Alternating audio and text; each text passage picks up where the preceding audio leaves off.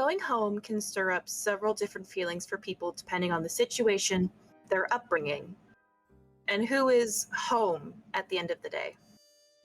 Sometimes it's comforting, other times stifling. Sometimes it can feel as sterile as a hospital room. However, at the end of the day, home is where the heart is, whether it's beating or not. Episode 16, Housecall. Good evening, Echo. How are we tonight? Unknown. It's been a while since we sat down to have a talk. I know. For a short recap of what has happened since last time. Last episode, you and your small group of ghouls and ward had stayed at the Velvet Pussycat, which is currently on lockdown, since its owner, Seraphina, and her head ghoul have currently gone missing. Well, there, you got to meet 2 more members of the Velvet Pussycat entourage. One, Draven Black, the mysterious Tremere that often works in tandem with Ro, and a man by the name of Lucian, a tarot reader who gave you a odd reading, to say the least. After a short exchange with your father, as well as a phone call with your mother, you had decided to go check in on her to make sure everything was okay. Marcus, head of security, offering to go with you to keep an eye on you, since, well, the last few nights haven't been the safest for you, it seems. And that's where we find ourselves. In his truck, driving to your mother's place of dwelling.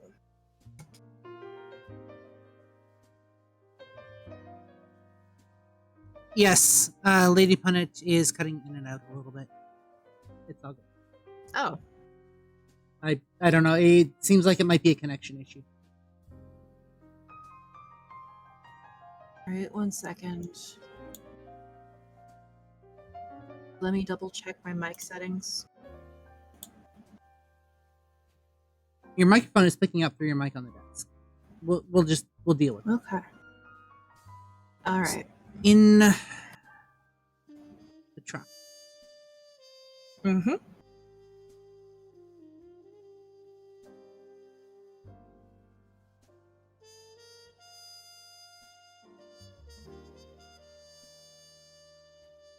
Echo's writing silent.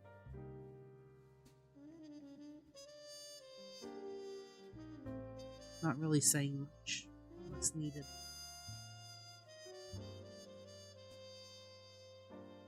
That makes for a great conversation when you're also with the rather stoic Marcus Blackwood, who I hope you gave the address of where your mom is currently living. I would have given the address, yes. Excellent, because otherwise it would be like that corny "take me home" line that people give in movies to taxi drivers, and the taxi drivers should really be saying, okay, but where is that? But that's not the case here. Marcus is driving towards where your mom's penthouse is, on the upper side of the city, where the elite usually live. You can see the transition from the area where the Velvet Pussycat is to this area, to this higher end area. The streets seeming to become cleaner, not seeing as many homeless people traversing. Although not as often, a few police cruisers you see doing their rounds in the early evening.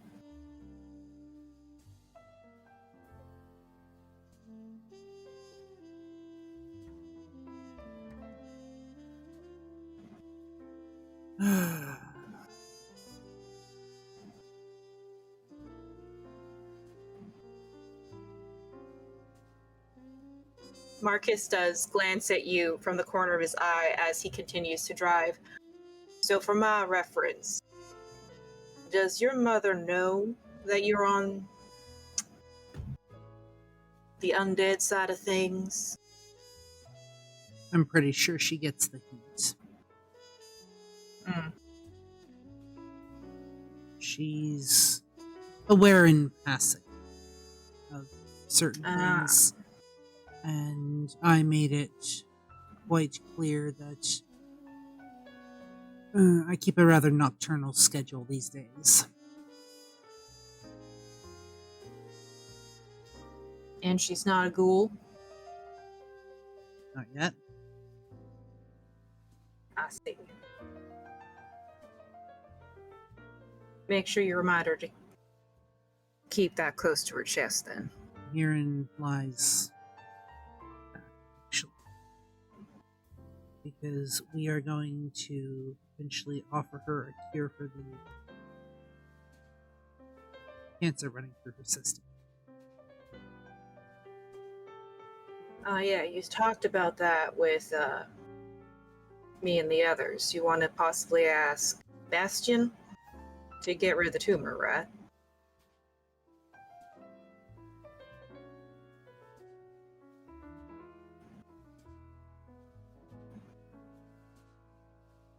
I was thinking something a little more.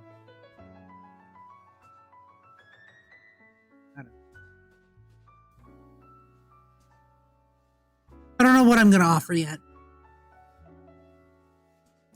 I will say, Ghouling won't heal it.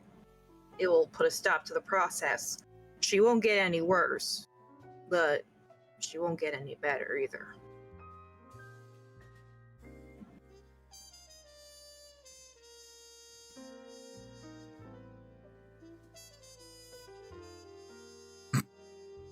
Echo lets out a bit of a snort.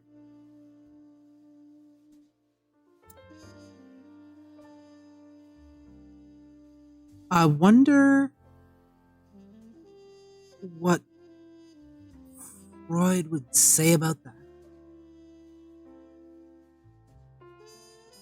We don't like him. Yeah, I'm aware. Not many people did. Apparently he didn't taste good. I just thinking it'd be kind of hilarious if we ended up embracing her. Because I mean, she is my mother, but in that case, that would make me her maker, which would effectively make me her parent. Yes, kind of a. If you want to look at it that way, yeah, you wouldn't be wrong. Chicken meets the egg type situation, or sorry, chicken before the egg. Chicken and the egg. Words are hard.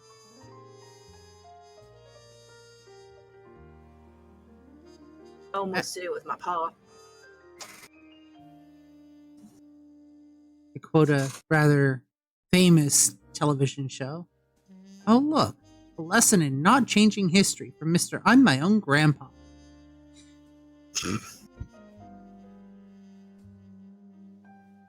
Anyways, all that aside,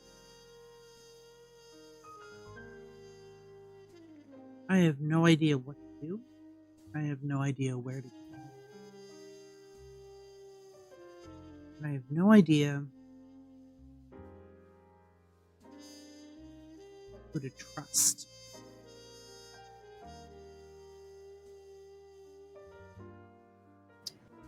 One step at a time. That's all I can say. When I first was embraced, I felt very similar. There were very few people I could trust.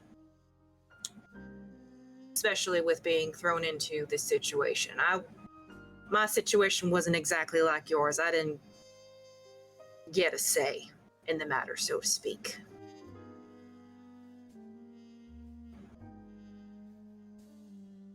Matter of fact, I can count the number of people I trusted and still do from that time on one hand, and I'd still have fingers left. The way Lucian spoke.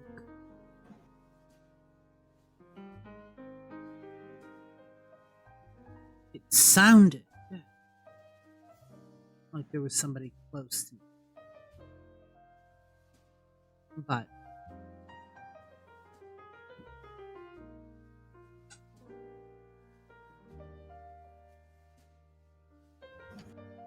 I am so confused.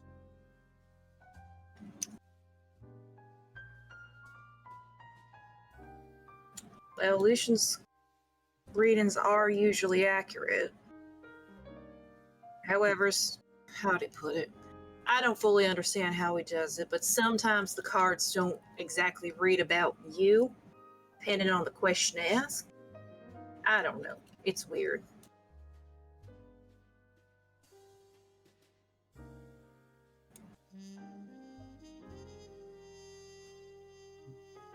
So maybe it's not someone close to you. Maybe it's someone close to a coterie member. You know, there's an old saying that 7 points of degree, and you end up knowing everyone in the world. Or something like that. I'm not sure. I think my old CEO said something like that. I think he was just trying to sound smart. Let's go over what he told me then.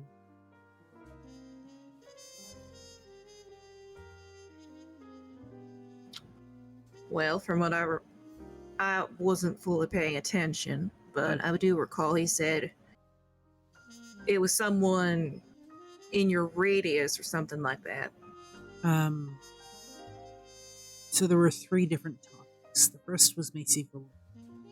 And he mentioned there was somebody working in the shadows whose motivations weren't understood but always there.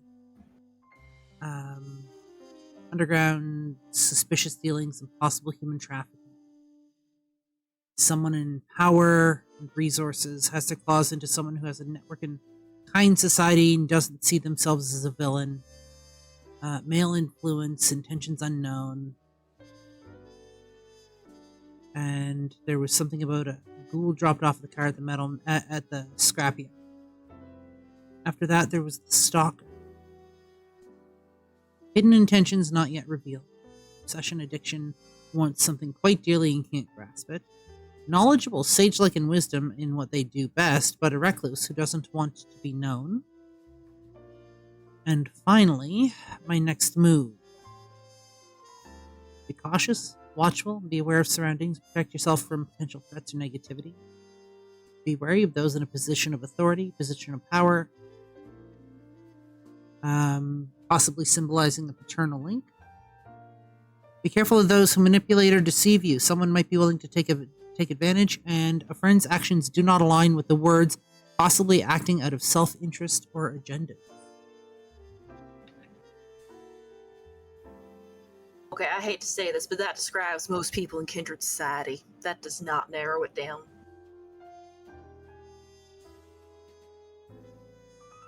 If it weren't for the masculine thing, it could even describe Ro.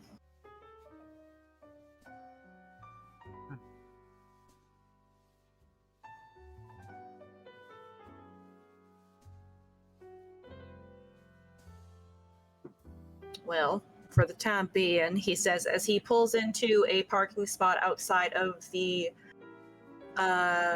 large penthouse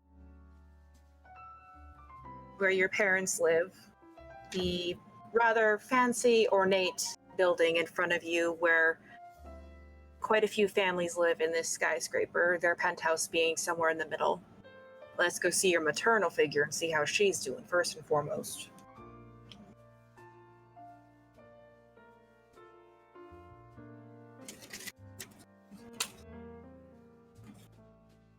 Sorry, give me a second.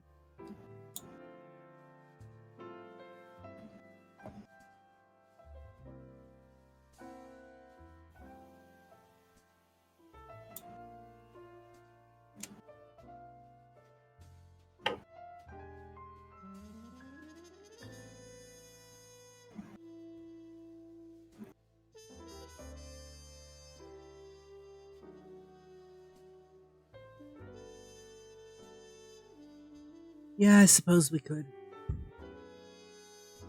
If you're still up for it. I told her I was coming. Let's go.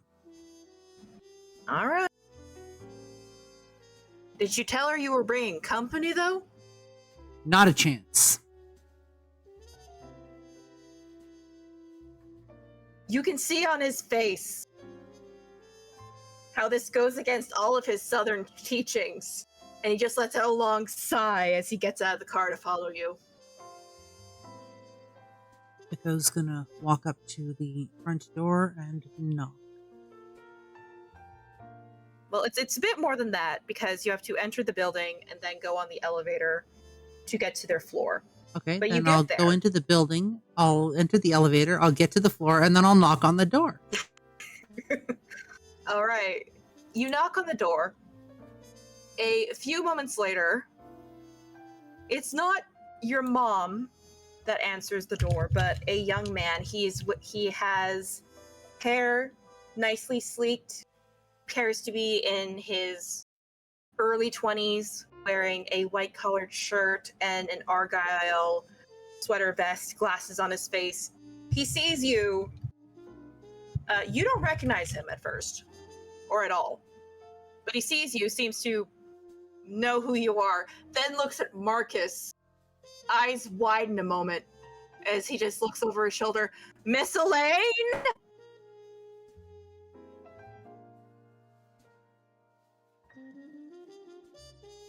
And you hear your mother's voice call, 1 second, Austin.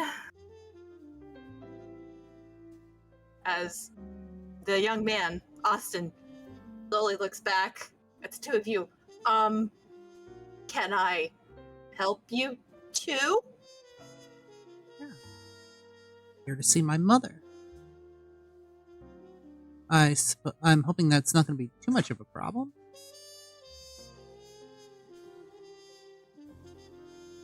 Eyes are darting between the two of you. Yes, Miss Elaine had said she was expecting company, he says, clearly trying to figure out how to speak without sounding too rude. She just wasn't expecting additional company. Oh, you're talking about the brick wall. He just nods his head. Marcus is not saying anything. He's clearly used to this. Don't worry. He's not a threat. Unless something goes wrong. Let's just say he's with me for the night. His name's Marcus.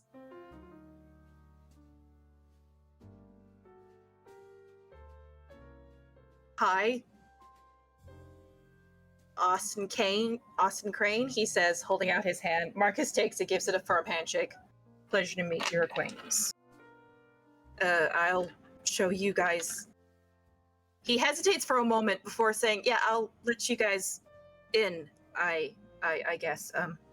I'm Miss Elaine's assistant.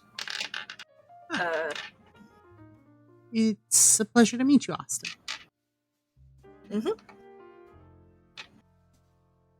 Gotta say, You hear...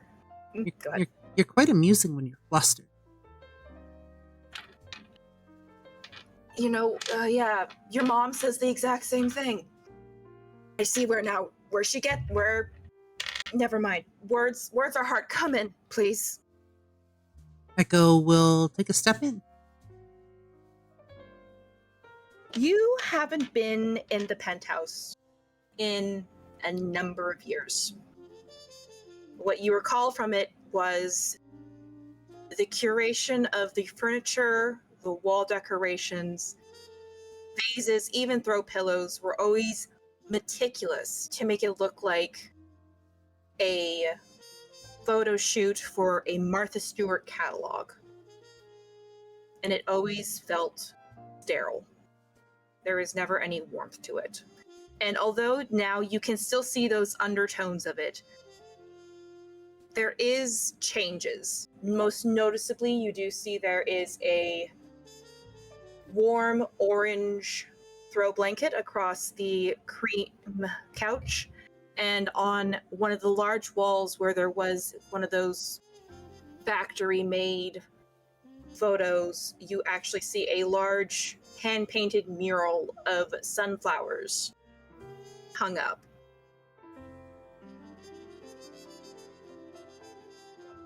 As you walk in, you also noticeably see on the kitchen counter a vase with a very large bouquet of sunflowers, as well with a small card attached to them. I'll take a bit of a cursory look at it.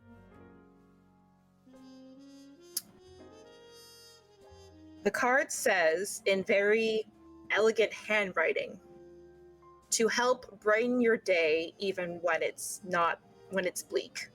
R.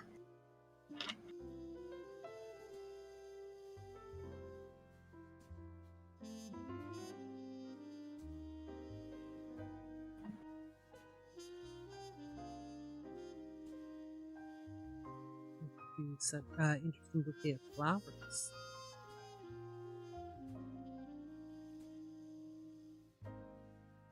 You hear a voice from behind you. They're from a friend. Friend of mine by any chance? Not unless you've met Riley. Your mom walks out, and there is a stark difference compared to what you had seen a few nights prior. She is instead of the well put together dress and cardigan, she is instead in flannel pajamas with an overcoat. Her face is much more pale, and also it appears that when you had seen her, she had been wearing a wig because she currently has no hair and is instead putting on a headscarf as she looks between you and Marcus and back at you and says, "Echo, my dear, I know you hated them, but I know for a fact you had etiquette lessons about telling your mother when you are bringing over company." Yeah, I don't really do etiquette lessons these days. They don't really serve me for the most part unless I need, and I don't really make my plans known ahead of time. No, really? I had no idea. That being said, for the moment, I'm going to channel my heightened senses through smell. Okay, what are you trying to smell? How does Mother smell at the moment?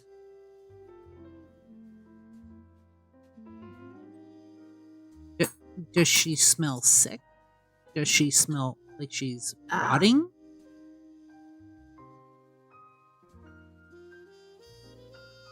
The scent makes you recoil slightly because it's not one. It is something you've smelt before. You've smelt this sterile, antiseptic air of a hospital before. It's strong on her as if she had spent the last several hours there. The slight, icky scent of sickness, of slight decay. And we're going to switch that into sight, and we're going to take a look at it. She had done a very good job with her makeup the day before. Her skin doesn't have that same flushness to it. She looks pale. If anything, her skin seems slightly gaunt. Tired. Tired, but she's also so happy to see you.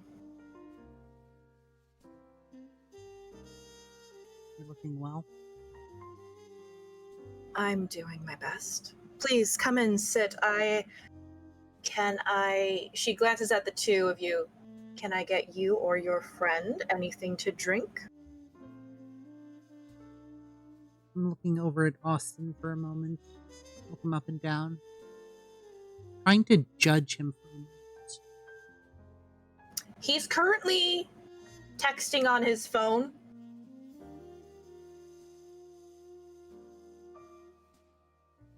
And I'll look over. Don't mind Austin. Don't mind him. He gets concerned whenever I have my chemo, and he insists on spending a couple of hours, even though I've told him he doesn't get paid for them, and I've told you that this is a part of my job as an assistant, he says, still not looking up from his phone.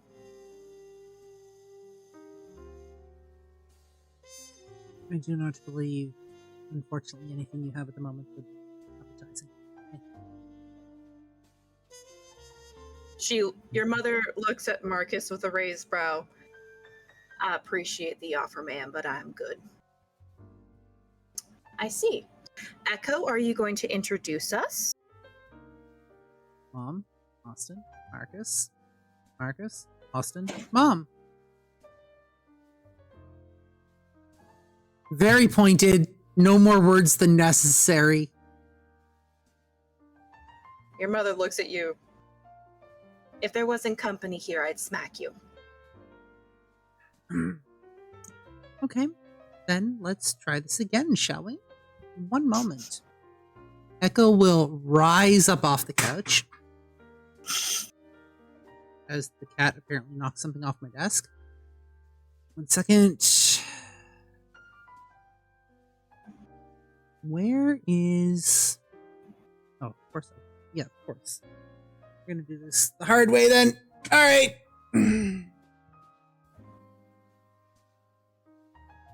Because I absolutely hate myself. Why do you hate yourself? Don't hate yourself, love yourself. I'm gonna run charisma, which is 3, plus performance, which is 0, and I'm gonna put on a show. Or at least try to. 1.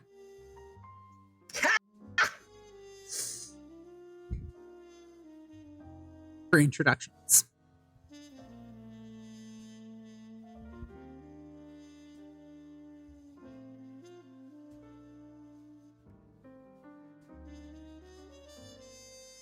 You do with your 1 success in introductions.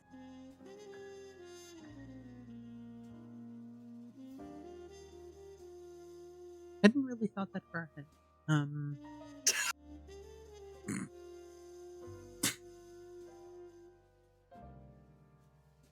Walk over to my mother. See that guy on the couch? That could be Marcus. Very dear friend of mine. I trust implicitly.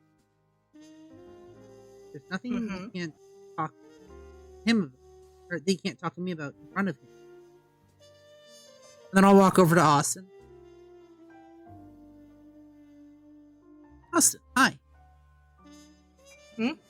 So that's He looks up from his phone. That's Marcus on the couch. Yes. Very good friend. Known him for all of 2 or 3 weeks. Those are sometimes the best friends you can have. Absolutely. Marcus, this would be Austin, and over there, sitting in the chair, is my mother. And then I will pointedly turn to stare at Mom. Now, was that so hard, my dear? More than you know.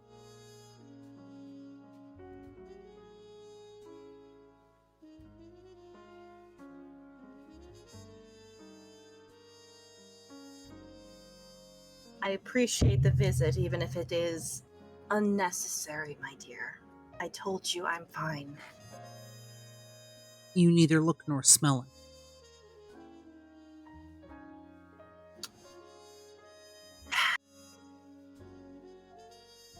Chemo appointments are always very taxing. How long is it? What's your prognosis? It's only stage 1. How long did they give? It's stage... Sweetheart, it is completely treatable. And do you want to leave something like that a chance, huh? No. Sweetheart, I'm going through the chemotherapy. I have an appointment with the best oncologists in this city.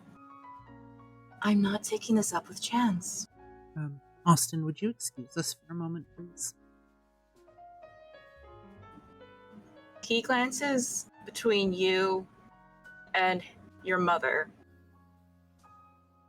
Seems very, very conflicted. You don't have to go far. I would just like to talk to my mother alone. He looks at you and Marcus for a very long time, seeming to be calculating something. Looking back, I'm just gonna go make some phone calls for you in the hallway, Miss Elaine. Yell if you need anything. Go, Austin. I will be fine. Yes, ma'am, he says as he leaves and dials someone in the office, and please. Closes the door.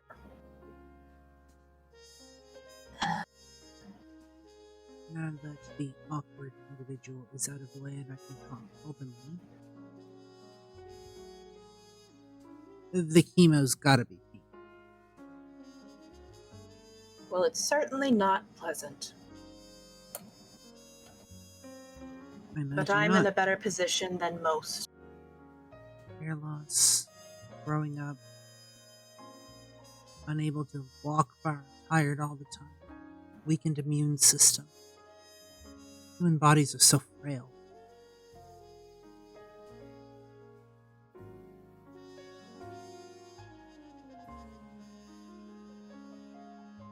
So susceptible to sickness.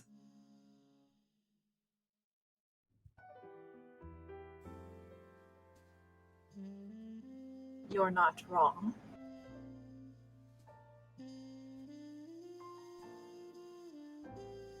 I might know somebody who can get rid of cancer for you.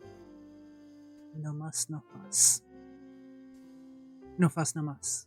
I can't guarantee it, but it would mean no more chemo. It would mean you would be able to have your hair back. It would mean you would have your energy back. And at no cost to you. What would it cost you, my dear? Just the favor.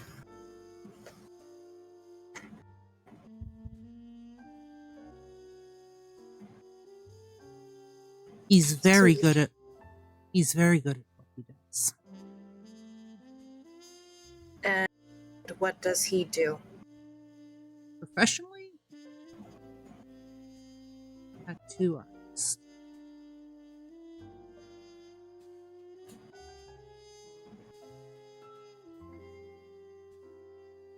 Under the table, he bends flesh to his will. Good for him?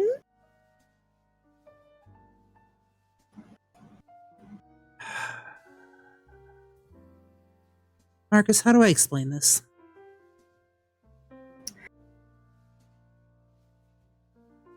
He thinks for a long moment. In a manner of speaking, he could very easily get the tumor out of your body whole without the need for surgery. So, funny thing about some of our is they tend to defy what you would call natural. I'm learning to embrace some of them. Quite brilliantly. Got me out of quite a few tough spots and into quite a few more. You know, as is my fashion. Oh, you are just like your grandfather in that regard. Yeah, well... Rest his soul. Here's the thing. Being as we are, our bodies tend to stay as they were the moment we pass through the veil. The night we die is how we look. Permanently. And yes, I did die. No breath, no heartbeat. You know. You've seen that. Before I I was have. before I passed through, before I died, I had no markings on my body whatsoever. Echo will hold up their wrist and show off the palms. This is permanent. Does not disappear when I go to bed, like most things do. I get to keep the bending of flesh to one's will is a most valuable skill. You can use them a lot in circumstances, a lot of different applications.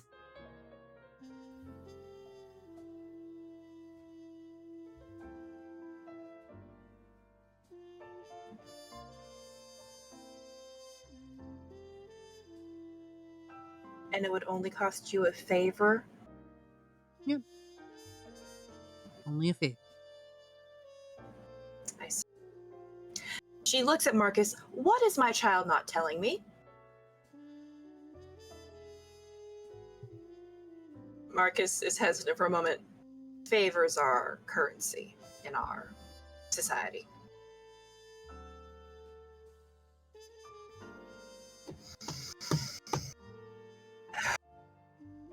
Echo.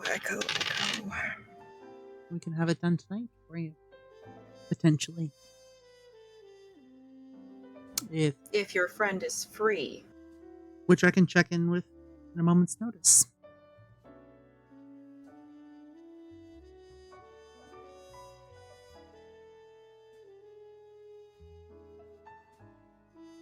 I'm not sure how your society works or how this would work. I'm not sure if he could get rid of all the cancerous cells, but if he could at least get rid of the tumor, I would appreciate it. Then let me send off a text, and I will see if there's a spot open. All right, then. Echo will pull out their phone and tap off a quick message to Bastion.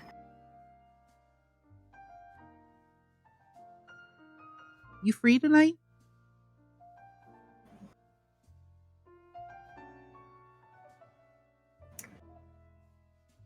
He doesn't respond right away. He could be in the middle of an appointment. He could be sleeping. He could be feeding. But after about 10 minutes, he responds back with, "Why, you looking for a date?" Oh, nothing quite so intimate. But thanks for thinking of me. I was wondering if you would have an open appointment slot tonight for me to bring someone by to take a look.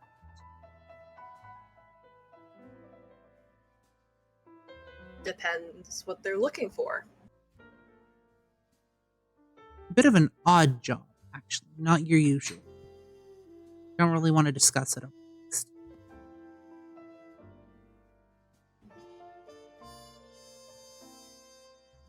You get a red message. He doesn't respond back up until like 2 minutes later, your phone starts to ring.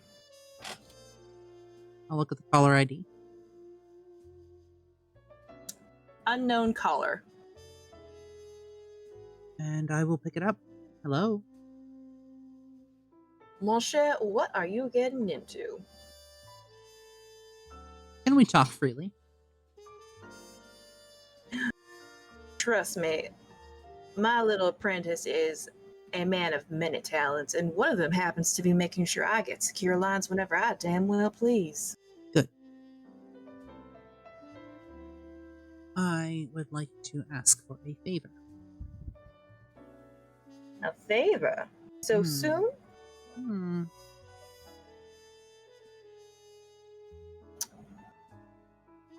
Bit of a soft spot. See. Reconnected with your mother as of late. Oh? Yeah, we didn't exactly split on the best of terms, but that's been... We're working past that. Turns out through the grapevine, she knew about us. Also turns out she's not exactly in the best of health. Well, I'm sorry to hear that, mon cher. Which brings me to the favor. You bend flesh to your will, yes? That I do. How are you at excising flesh demons? There is a long pause.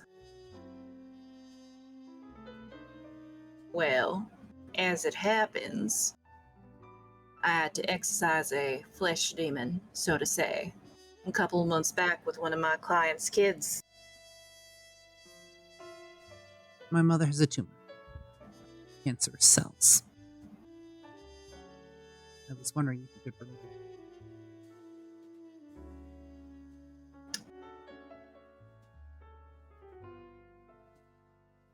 How big? And where? I will ask. I'll ask Mom. It's breast cancer. It is a tumor roughly the size of a golf ball. And I will relay the information. You hear drumming, soft drumming, as if he is lightly drumming his fingers against a desk, mumbling softly under his breath in the Cajun dialect as he seems to be running numbers in his head. Some sort of weird mathematical system true only to him, as he says,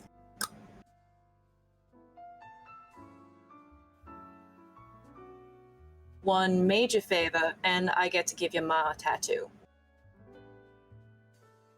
And you get to give Mother a tattoo. It's part of my rule. Anyone that comes in here leaves with ink or a piercing. Mom, how do you feel about some ink? She looks at you. Does he do cover-ups? I'm pretty sure he can arrange a cover. All right, then. One major favor. And some ink.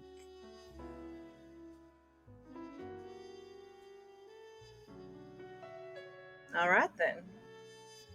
Let me double check my books to make sure I don't got anything else going on. I know there's some things happening with, well, nothing you need to worry about, something I need to worry about, but nothing you need to worry about.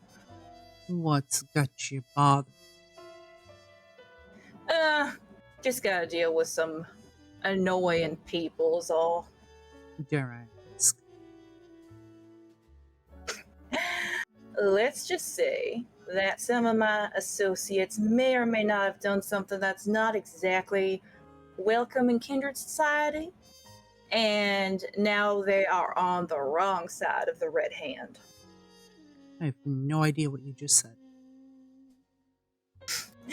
Then I dare say that's a good thing, mon cher, because that means you haven't done pissed them off. Who's the red hand? You feel Marcus tense up beside you. The best way I can describe them is,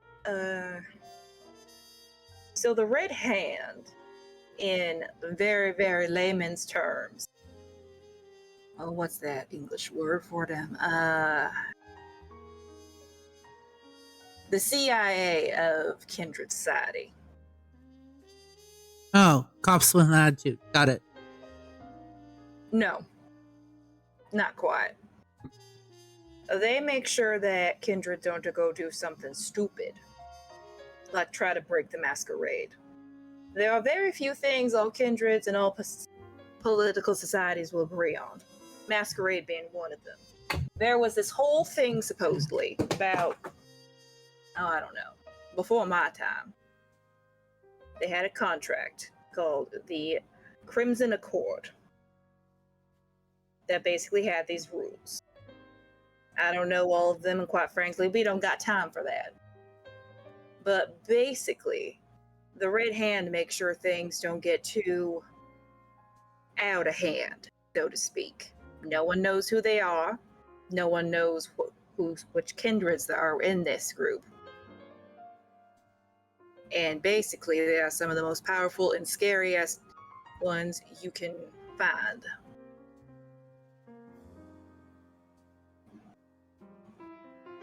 Interesting. Basically, the boogeyman. Fair. All right, so we'll drop by. And then I'd also like to talk to you about that sweet ability. All right. Now, I'm not sure how your mama feels about it, but I can stay open a couple hours past closing and do it for her. So if she doesn't mind coming by around 2:30 What time is it now? a.m. It is. Yeah. It is currently, as I drop the Bastion accent for a moment, it is current since sunset was roughly 2 or 3 hours ago. It is currently around 10 p.m. I will relay the information to Mom. If he doesn't mind me falling asleep in the chair. I'm sure that won't be an issue. Bastion, as if he heard what your mother had said, I'll make sure we have the comfiest chair ready for her. Thank you kindly. No problem, mon cher. I will see you in a few hours. Look forward to it. I'll hang up the phone. And then I'm going to turn to Marcus. What was that? You do not want to mess with the Red Hand. What do you know about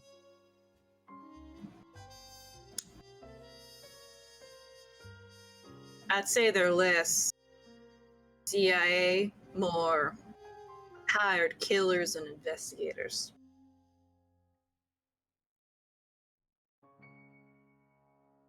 Once upon a time, my sire wanted me to join them.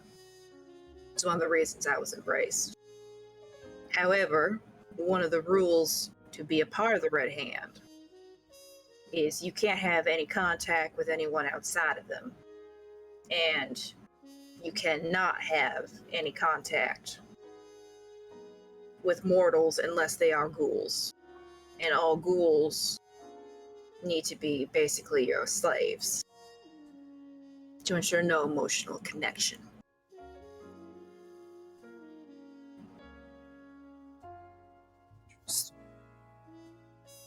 They are effective at mostly keeping the peace. It's one of the reasons why there is an outright anarchy with kindreds.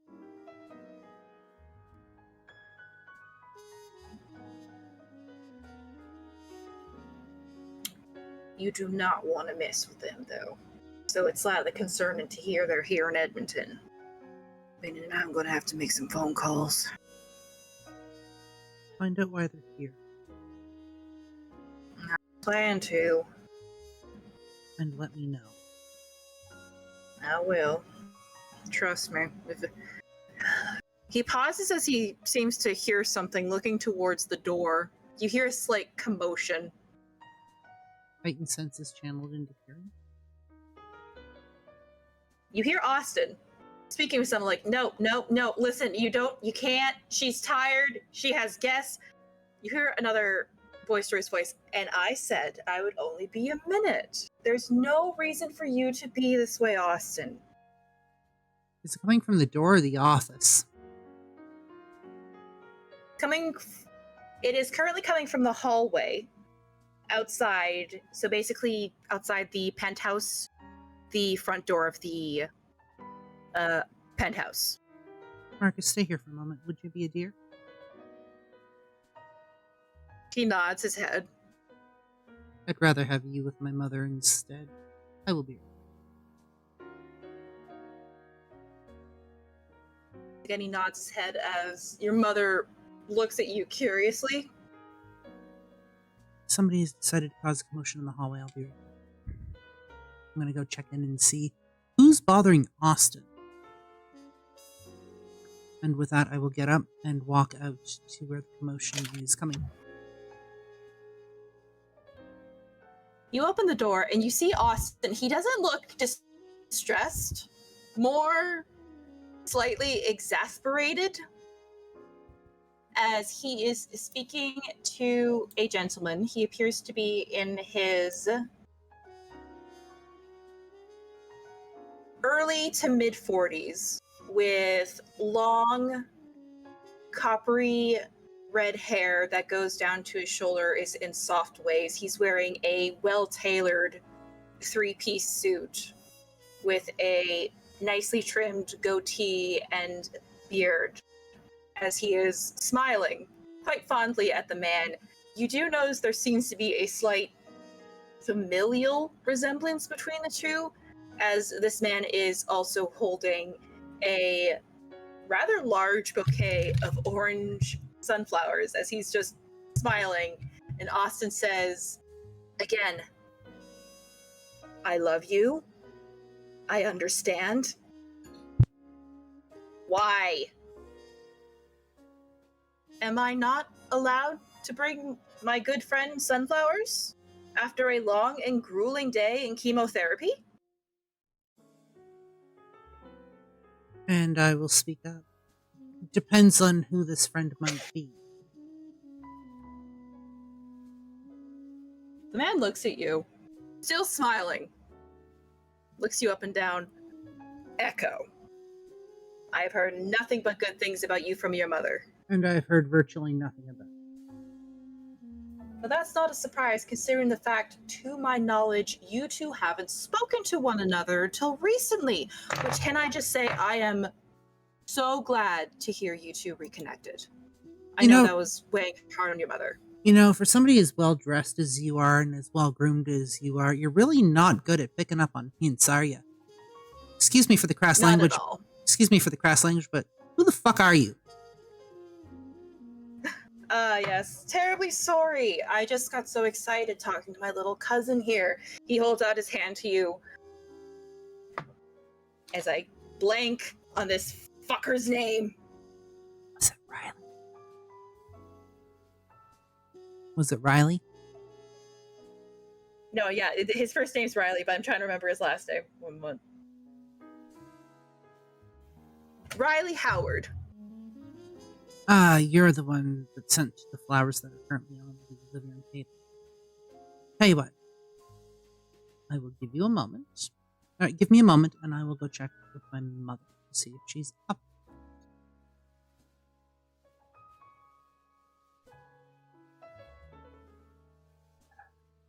Ignoring his outstretched hand.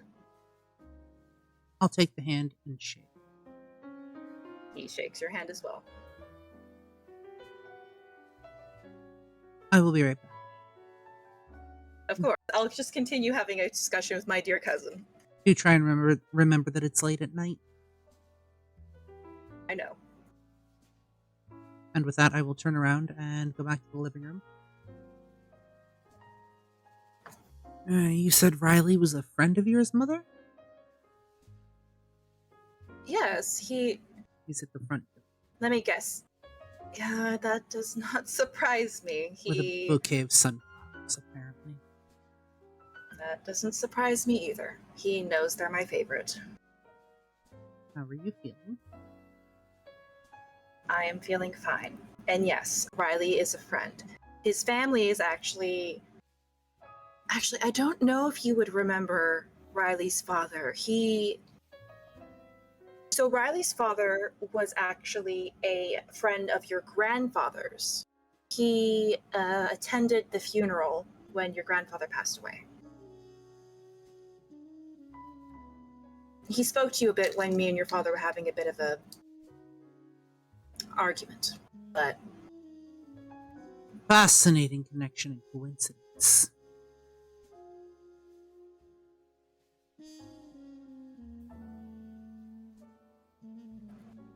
that's how friends are usually made, Echo. It's usually through family. Yeah, but you said grandfather was also wrapped up in our business. Yes. I said there was a chance he was. I had no definitive proof. you see his body? Yes, your grandfather had an open casket. You're absolutely sure it was him? Echo. I was the one that had to identify him. Yes, you are absolutely sure it was him. We can be quite persuasive. Echo. I was 100% certain that the man in that coffin at the funeral and when we buried him was my father. Okay. So this is where I now look at tapping into some of my abilities. You're gonna have to roll composure and subterfuge. I'm gonna roll intelligence and auspice for lie detector. So, You're using lie detector on your mother? yeah, it's passive. All right. Because she's my mother, I mean, I fucking trust her. Is completely valid.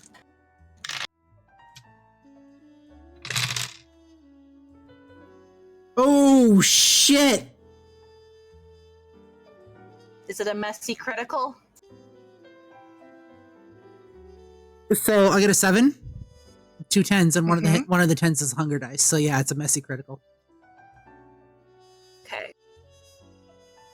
Which is She's funny because looking at you the with- other two dice are 1s. Okay. She is looking at you with tired conviction. A slight tremble in her voice as she recalls the memory of her father's passing, although the emotional wound has long since healed, and there's still that slight hurt of missing a paternal figure. There is never a way to be 100% sure of anything, but I can say for certain, from what I saw, that was my father Anything that we buried. odd that stood out at the moment? In the moment, anything that seemed off at all, something out of place, could have been anything.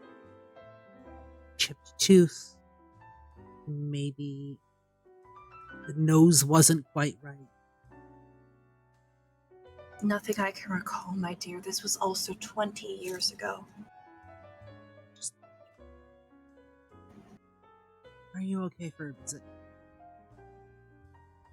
Yes. If anything, I always feel a little bit better when Riley visits. He has this aura about him.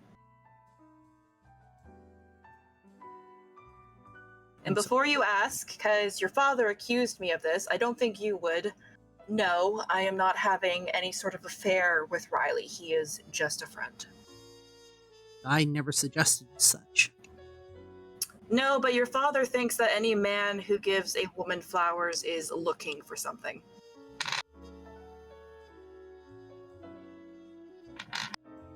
Yeah, well, I mean, he's the one that ran off with his secretary, isn't he?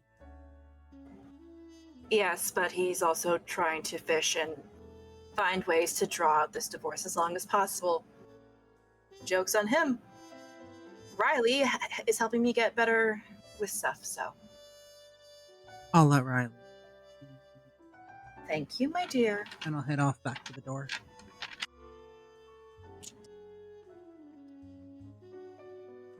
Open it. You're okay, Austin. Riley still has. Austin just looks tired and done. You did just good. like, You did good, kid. thank you.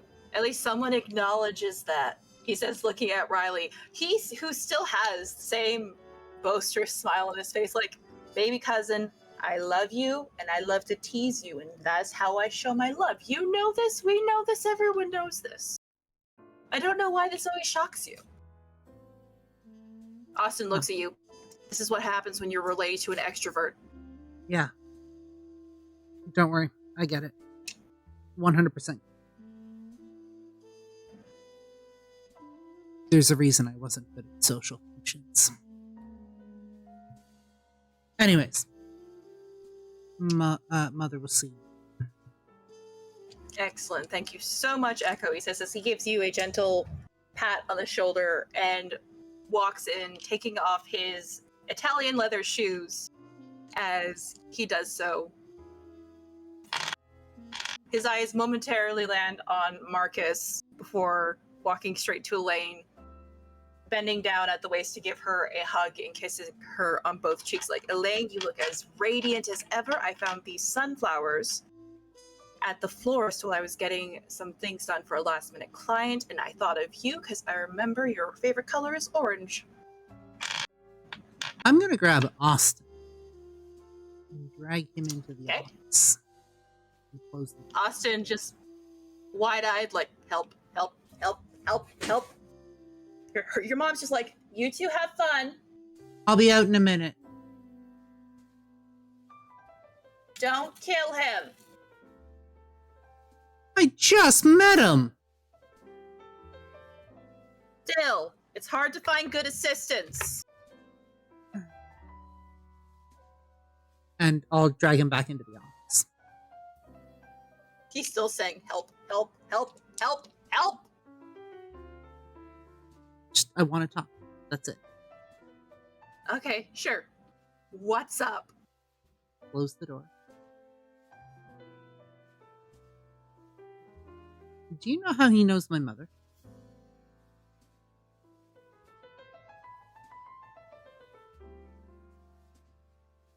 The long and the short version, they reconnected after the what?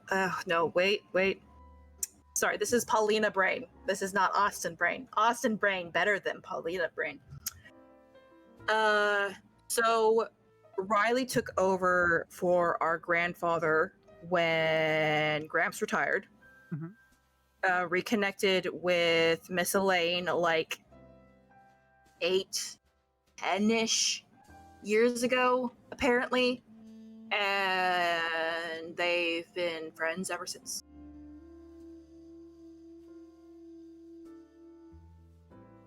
And you're gonna run composure and subterfuge, and again I'm gonna run intelligence and prospects. So it's gonna be 1 success.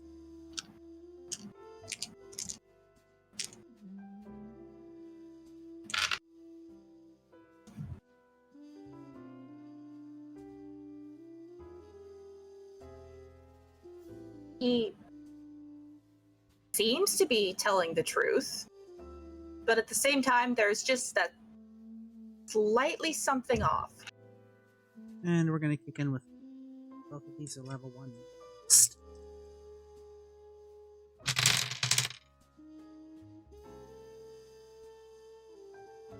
3 successes. So that is 1 second. For me, manipulation and presence versus composure and intelligence.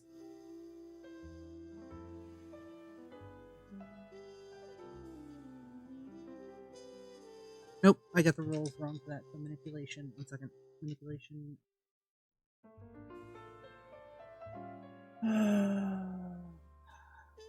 Cool. Your roll was right, mine wasn't. Okay. So composure and intelligence. 2 successes. All right. His eyes are completely on you. I'm looking into something doesn't quite add up since I've come back. Since I've delved into family issues again. Why don't you tell me what you know about your grandfather? Tell me everything. Help me suss things out a little bit. Might help me figure out pieces of the puzzle that I'm missing.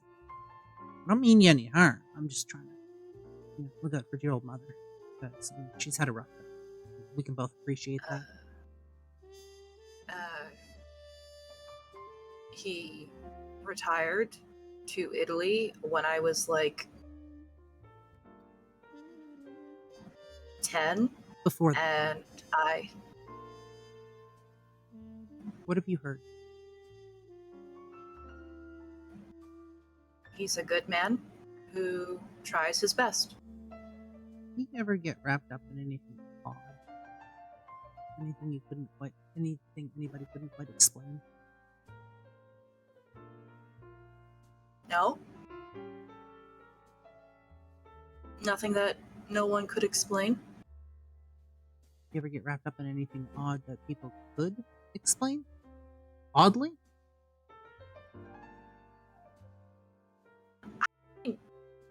If you asked someone like 20 years ago if there'd be a phone that you could just ask any question and it would give you the answer, I'm pretty sure they consider that oddly. So, Anything just out of the ordinary?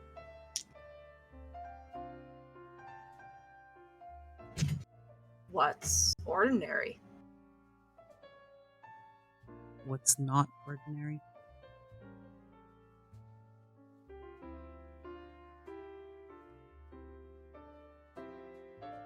I mean, depends who you ask. Like, I think I'm pretty ordinary, but same could be said about you, but you're like a non-binary person. I'm a straight man, which I get it. No one likes us. I don't like myself most days.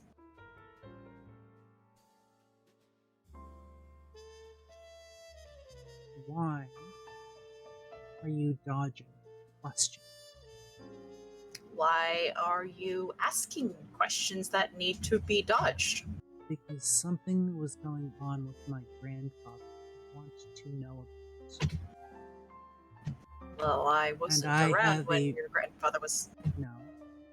Family rumors have a way of persisting through the ages, and I have a really bad habit of being a thorn in people's sides that they really don't like. I have a way of showing up in places where people tend to get really fucking annoyed, and if you gain my attention and my sole focus, I will unearth whatever skeleton you have in your closet that you don't want known, and I will air your dirty laundry for all to see. Or your family's dirty laundry. Can't tell me there's nobody in your family that doesn't have secrets they want to stay buried. We both come from well-to-do families. Everybody's got secrets. You're absolutely right. Everyone has secrets. Are you dodging the question?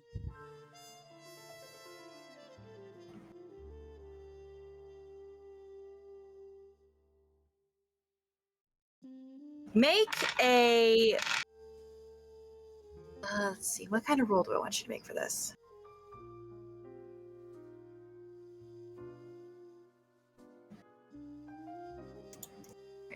I want you to make a...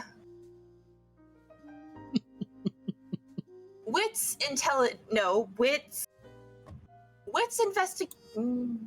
either wits intelligence or wits awareness. 1 second. Wits is for wits intelligence. You said wits intelligence? No, not wits intelligence. Wits investigation or wits awareness. Oh, both the same amount of dice. Cool. Love it. Gotta love same amount of dice.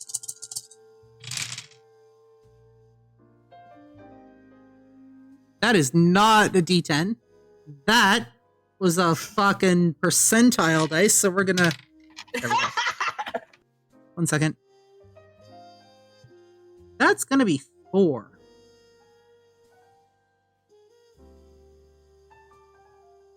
He is dodging your questions. Yes, he is. He is dodging them very well.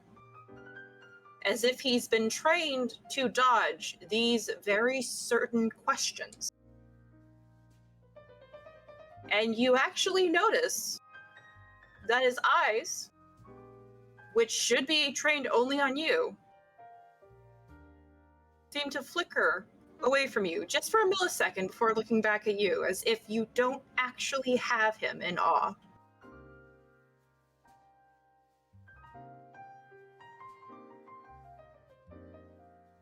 Austin, before I say what I'm about to say next,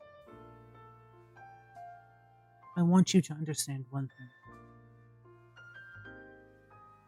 I have no problem.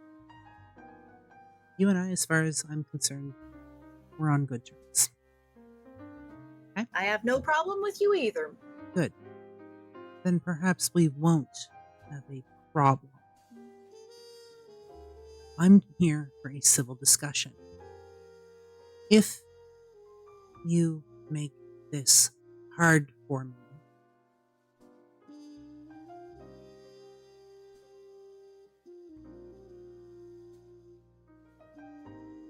we can do this the easy way or we can do this the hard way.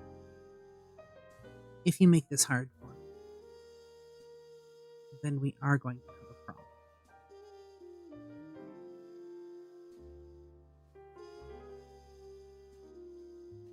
And Echo stops for a moment. Looks like they're contemplating something. And then looks back at Austin. How long have you been with Mother?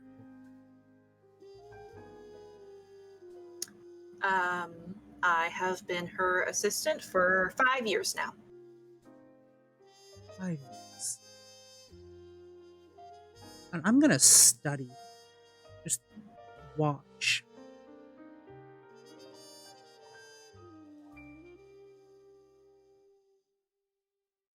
And then I'm gonna look really confused. Kind of glance him up and down. Okay. Good. Hands on your hands. He blinks, looks down at his hands. Sorry, I must be seeing things. I could have sworn you had red hands for a second.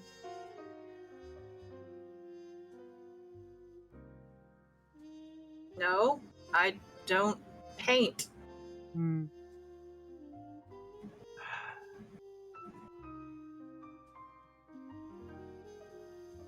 As far as I'm concerned, you're stand up. I try to be.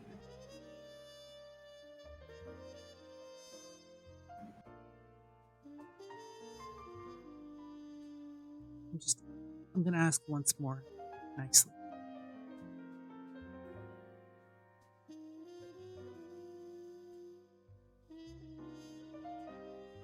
What do you know? And then I will get out of your head.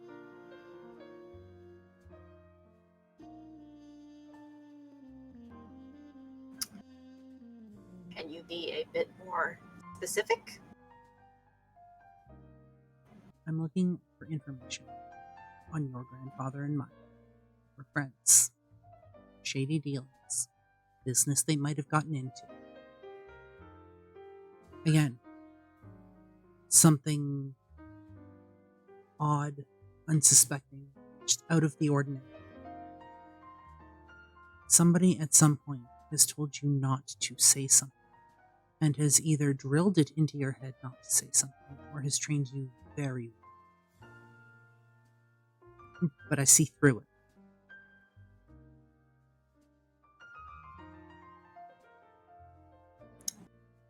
It will not go past me. You have my word.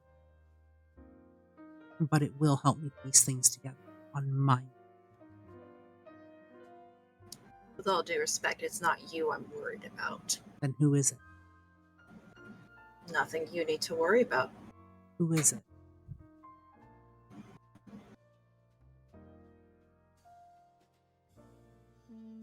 Now, if I say that, I definitely get in trouble with my boss. Are they listening to you now? They're always listening. Is the house bugged? No. So it's your devices.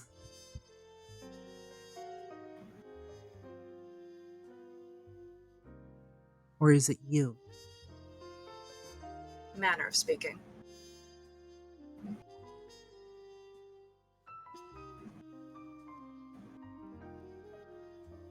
I'm going to ask you a very pointed question. Just believe me when I tell you, you do not want to lie. I haven't lied to you yet. Do you know what a ghoul is? Yeah, like a zombie. Are you one? Are you calling me a zombie? No.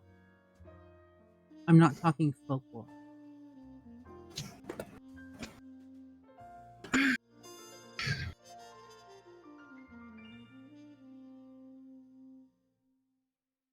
Would it be a problem if I was? Nope, not at all. Depending on what you say next, Perhaps. I will explain why. Okay. Perhaps I am. I have a number of them myself. I know. Who's watching me? Who's got their claws into my mouth? Okay, rude. Whose school are you?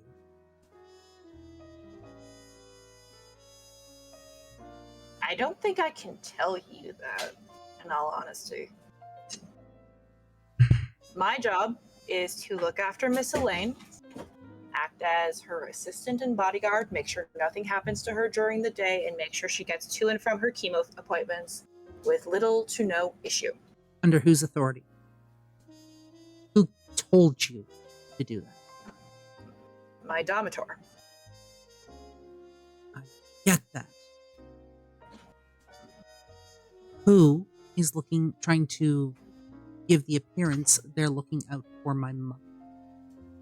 It's not an appearance. Then who is it? You know. Is it Marcus? No. I just met him tonight and he terrifies me. Good to know. With that, Echo's going to pull out the phone. Send off a quick message. Marcus, can you come in here for a sec?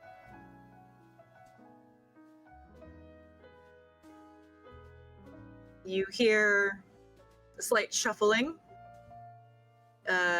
muffled voices as Marcus enters the office. You hear Riley retelling something hilarious that supposedly happened at the office today, and your mother is actually letting out a small chuckle at it as they are both having...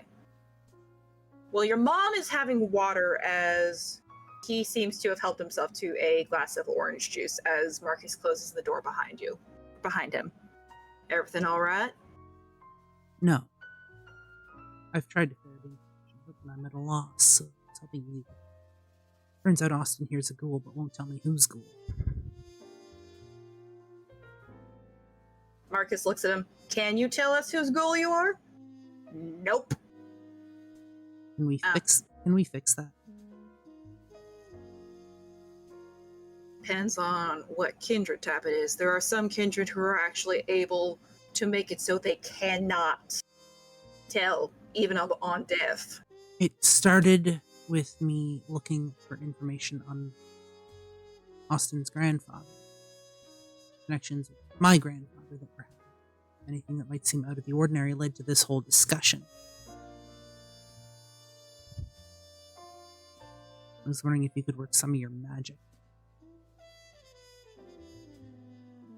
Depends. Am I allowed to use my fists? Please don't. I would prefer not. I like my face the way it is. I would prefer not to harm Austin. Like, he seems like a stand-up guy. Also, mysterious bruises and marks get really hard to explain. I mean, that's true. But if he's a ghoul, he heals fast, so... And if he can arrange it, make it so he doesn't remember anything. Oh, so that's why you want me in here. Well, I can see ghouls are a bit more tricky to do on. I don't want Austin getting in trouble. Not his fault. Fair.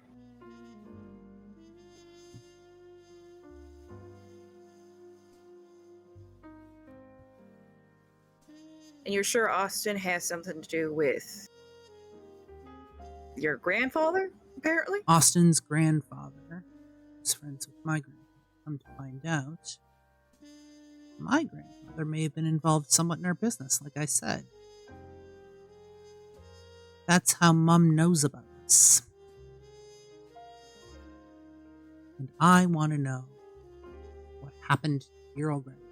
I have a sneaking suspicion that dear old grandfather wasn't in the fucking casket.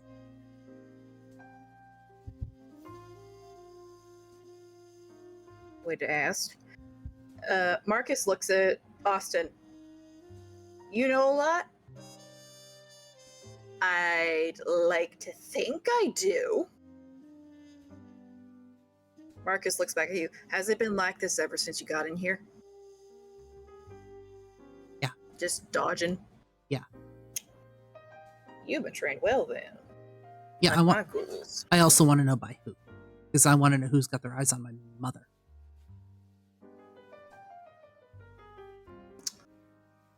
Apparently, Austin thinks I know who it is.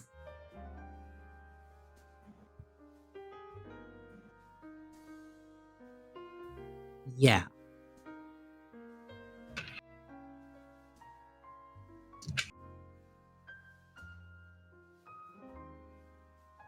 Austin, I'm going to ask you a very important question. Uh-huh.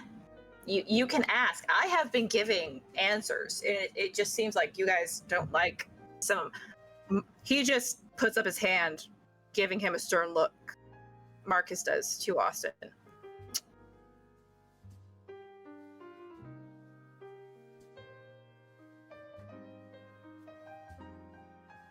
I'm going to word this as delicately as I can, given that it's myself. It's not going to be at all. Is Riley your cousin? I said he is. Why would I lie about that?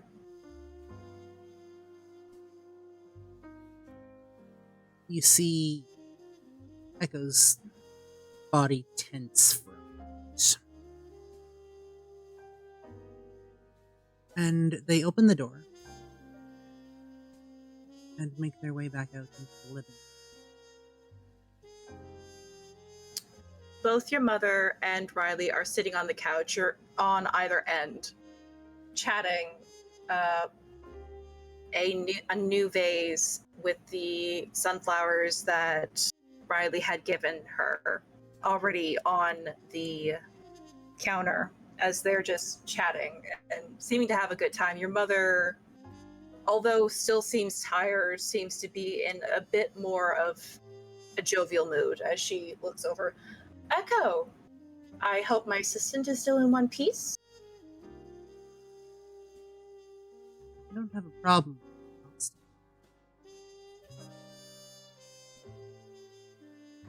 Okay. Echo's eyes are not on Elaine.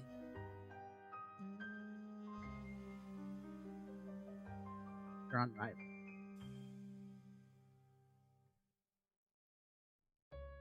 He still has that very large, joyful smile on his face as he looks at you, as if not a care in the world.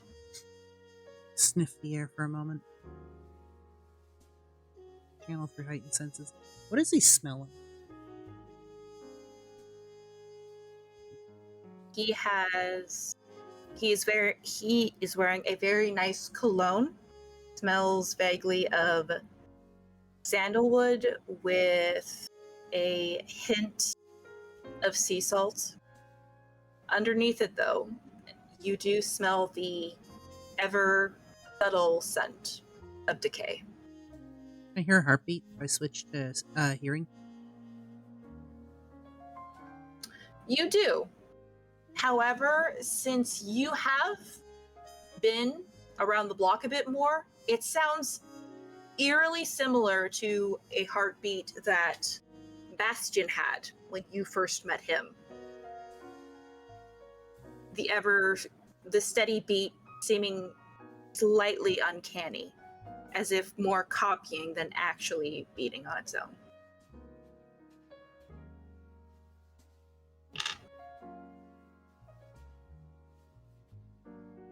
I hope you can forgive me for what I'm about.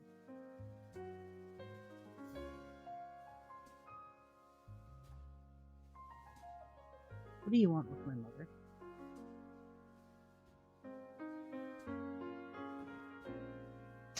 Riley looks at you with a raised brow, looking back at Elaine.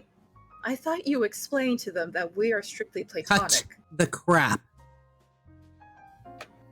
Echo! Mother, please stay out of this. What do you want with my mother? I'm afraid I don't fully understand your question. She is a dear friend of mine.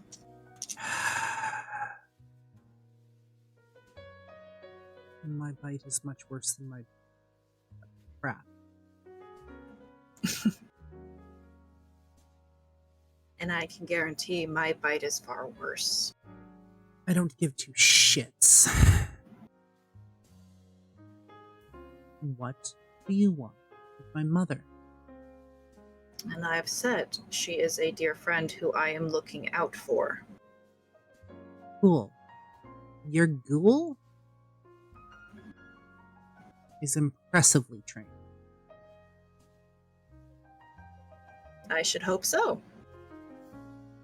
Makes you feel any better. Didn't give up the ghost, despite insistent pressure. I have some questions for you. I'm going to be cordial. Despite my inclination to be otherwise.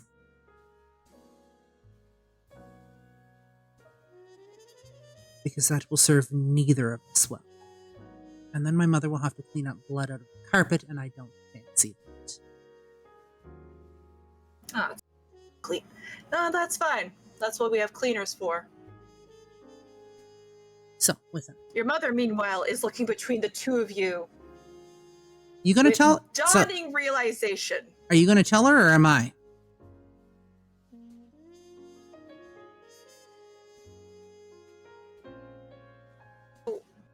My dear Elaine, my dear sunshine, I am afraid I haven't been completely honest with you about my daytime activities. I actually spend most of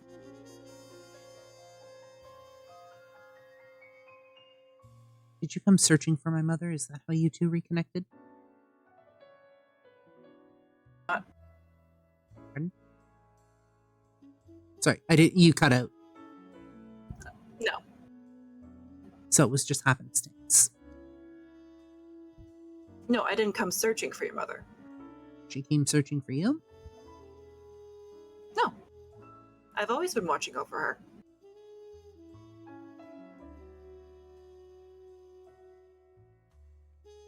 I have some very pointed questions for you. Supposedly, my grandfather got mixed up into something. Was it with you lot? John was a very good man. Was he your friend? Yes. Next question. Was that him in the casket? For real? Like, actually? Or is he still You actually see... is he still kicking around? You see the smile drop on his face, a rather somber look on his features. When your grandfather had that stroke, I had asked if he wanted to become one of us, to embrace the night. He said no. Said that immortality was not a look that he wanted, that he would rather spend the afterlife with Dorothy, to be there to greet her one day, because he knew that she wouldn't do well by herself in the afterlife. It was one of the many things I admired about him. He was so strong, so brave. He helped me through a rather... He was there the first night I got embraced, this young child of a kindred. Left out in the sun. He brought me in. He saved me. If your grandfather is still alive, so to speak, it was not by my hands. I do believe he was in the casket. I should believe he was, because otherwise, I really need to rework my information network in that case.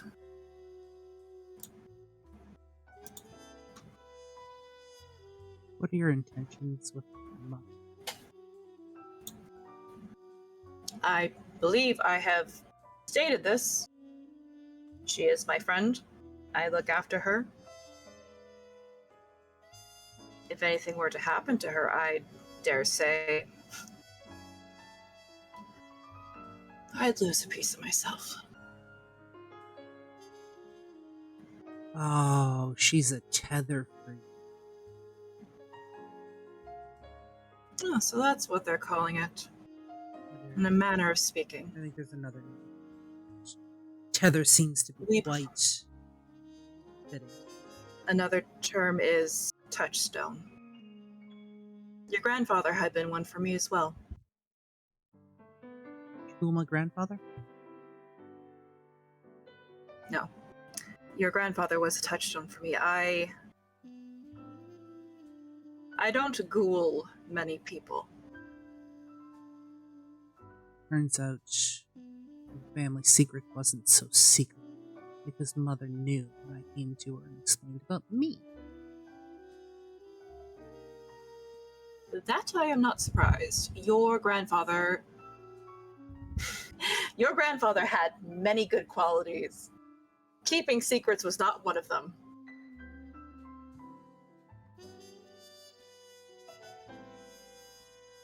That's what I learned from him.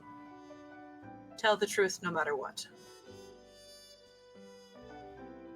It was sad to see him go.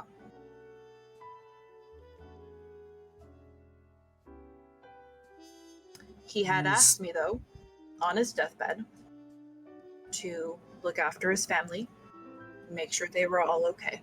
And I swore to him that I would. And I have kept that promise for the last 24 years. Seems I lost an apology. Please tell me you weren't too rough on the poor lad. Oh, I didn't touch him. Oh, good. He's my grandson. Yeah, marks are a hell of a lot harder to hide. Oh, good. At least someone learns this. I always worry about you new lot. Also, Caintiff? Really? Out of all the clans you could have chosen from. Yeah. Well, I mean, let's just say it gives me a little bit more flexibility. At least you don't have to worry about compulsions. That's the only upside. It takes a little more to learn abilities, but I have much more flavor to me than you would. By the way, speaking of clans,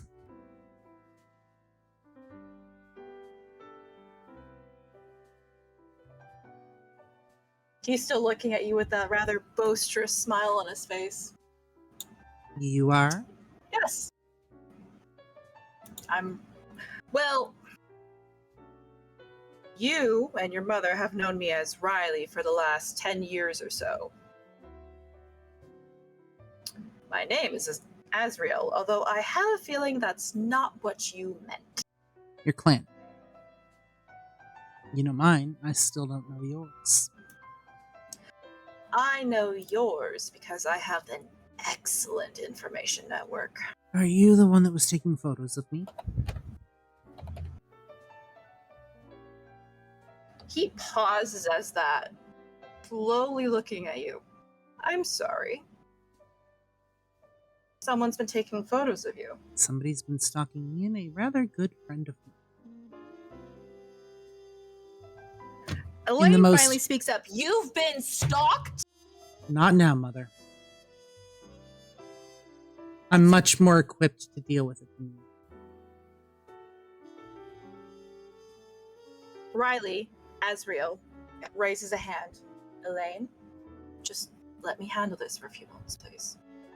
And then you can become Mother Bear all you wish. He turns back to you. No. I would never have myself or any of my ghouls do something as uncouth as stalk someone. Good.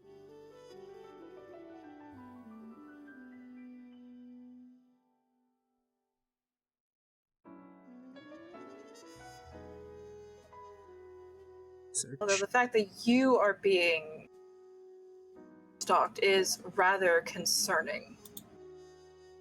Oh yeah, no, I've stepped on a few toes, I'm pretty sure. I've been trying to move Oh, rather. that I am aware as well. I've been trying to move. Unfortunately, quickly doesn't usually work well with stealth.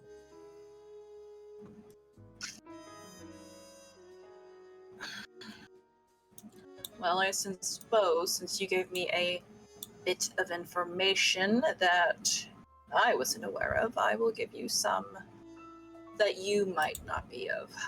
I doubt you've heard of my clan. There aren't many of us in this area. I am known as a Banu Hakim. Not familiar with it. Like I said, there's not many of us in this area.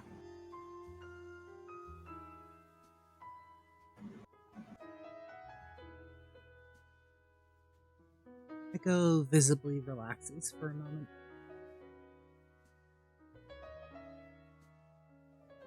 The reason I came was my ghoul had informed me that not one but two kindred had suddenly decided to come visit Elaine here tonight, and even though one of them was her child, I decided to scope it out, as it were. Yeah. My ghoul is very capable, but even he can't take on two kindred at once. Certain events have made me rethink security. Marcus here has been nice enough to offer services.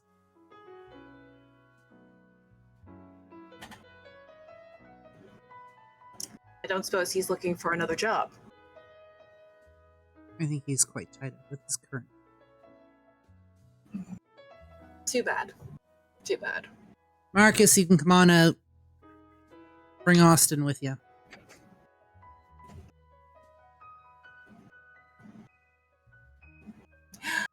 Marcus walks out with Austin. Austin still trying to put some distance away from Marcus, but Marcus is ever so slightly gently leading Marcus by gently gripping the back of his neck and leading him in. It's alright, you can let him go. Austin, you did good.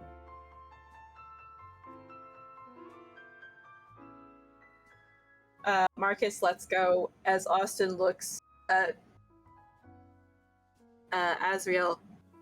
Sorry, Gramps. Azriel raises his hands. It is completely fine, my boy. You did good.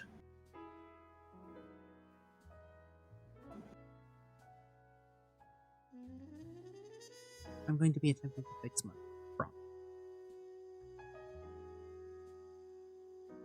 Oh?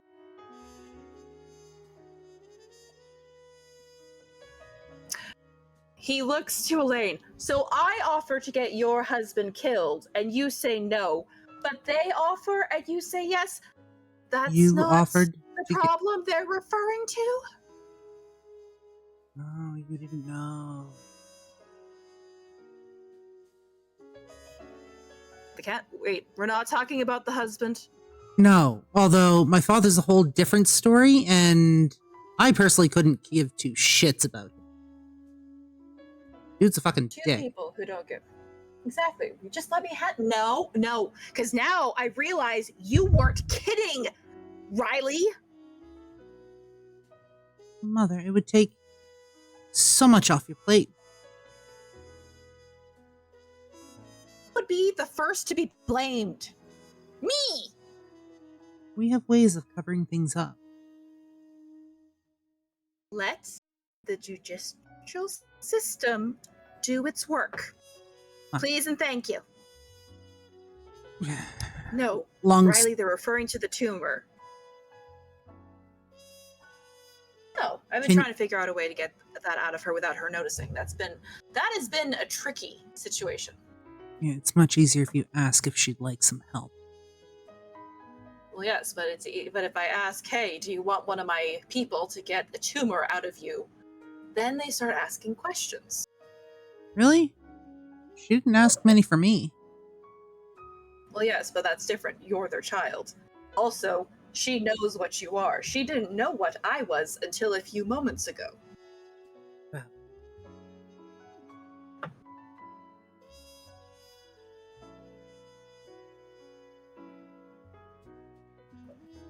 So for the moment, you're not. Congratulations. Oh, I'm always a threat. I'm just not a threat to anyone you care about. At the moment, you're not a threat. So you say. Emphasis on the words "at the moment."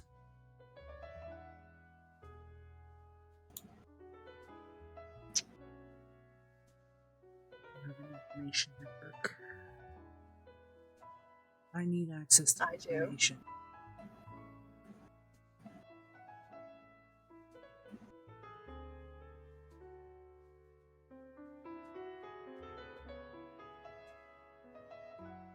You I have might be willing to give you some. You have also been looking out for her family quite a lot.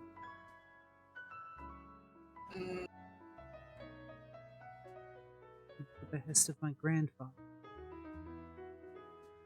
Which is a mystery for another day, because something just ain't sitting right about that with me, and something's bugging me about that.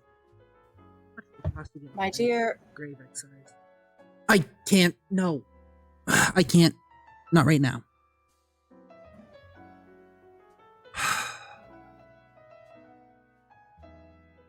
Yes. I mean, technically, Marcus, technically speaking, you don't need the cost if you just do it yourself. Elaine and Riley both slowly turned their head to look at Marcus. I mean, he's not wrong. Can we not talk about digging up the remains of my father? Please? Fine. If I do it, I won't tell you. Can't even use your full name. Out of respect for you. But I am. My dear child. Do not use wordplay on me. I taught you that. Do not use it against me. You taught me well.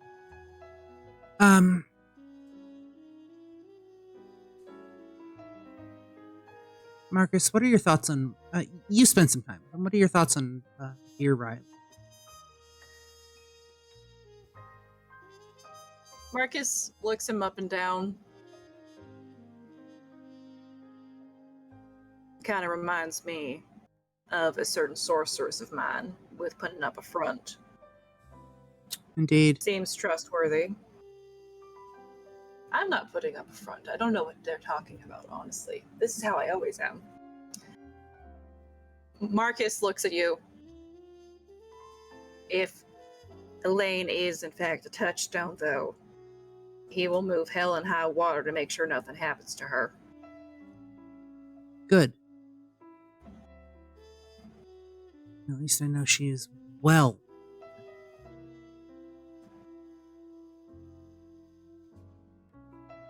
Which takes some of the worry off of my plate. It was disheartening to see you went down the path you did. Why?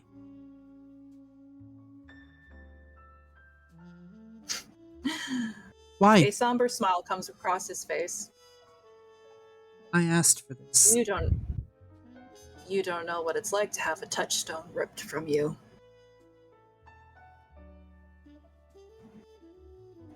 Always seek the truth. Is that the one my mother holds for you? That was the one you held for me. The one that I held for you. Excuse me?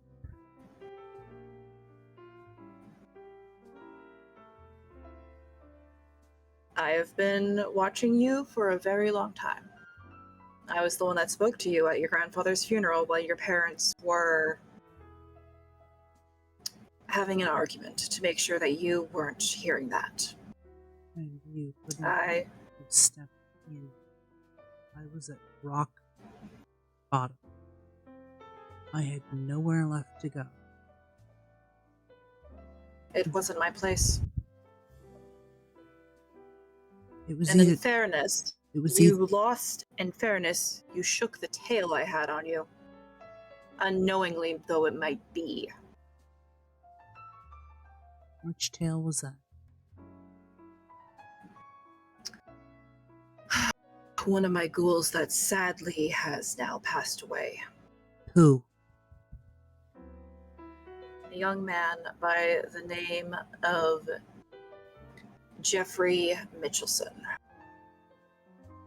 It was a car accident that occurred about 2 weeks. No. Time works so weirdly. He was keeping an eye on you while you were working at the Buzz Bulletin for me. And he got into a car accident about 2 weeks after you had left, and it was very difficult. I didn't find out where you were again until after you got the embrace.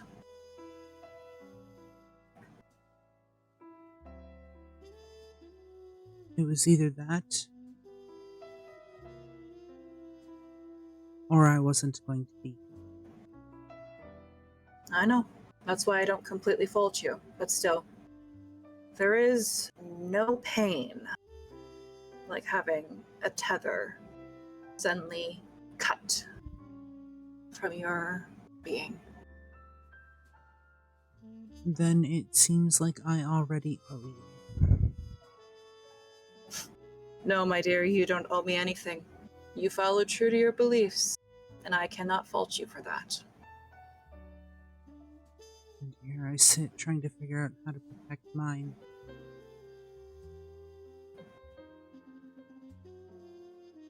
See you. Yes, I did hear that your apartment's been having issues lately. Said somebody's stalking me. I had to move my entire horde into a different location. Well, I dare say it's a good thing that you moved it sooner rather than later. I heard there was that sometime early this morning or late afternoon, there was a very bad electrical surge that went through the entire building that actually caused a small fire in one of the units. Which unit? One on the second floor. It was an empty unit, luckily, so no one was injured.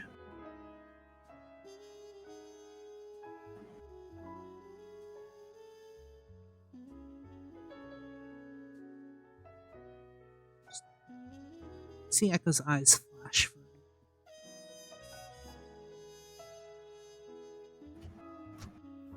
I need to figure out who this is.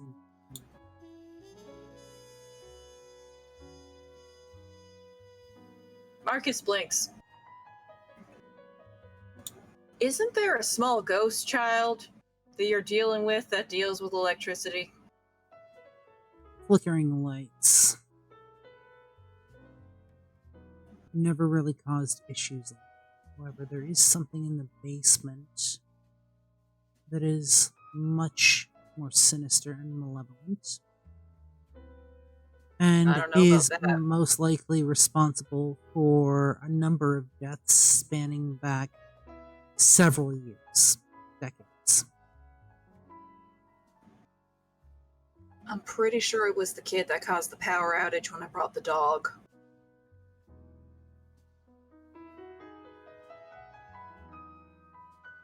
But you're not wrong.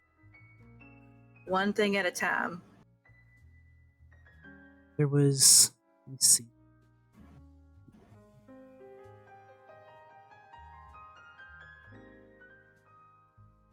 There was a man that hung himself in the basement unit. 2 kids passed away from SIDS.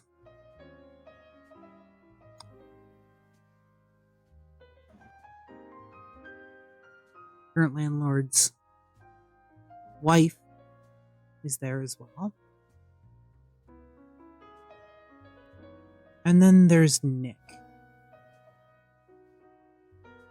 White collared shirt, dark blazer, thick glasses, hair slicked back. Early 90s, maybe 2000s. He's not on the straight and narrow. And seems to be a source for something that I can't pin down. Some fairly...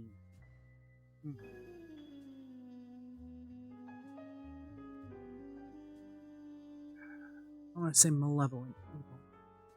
He seems to feed on the debts. Wait a minute.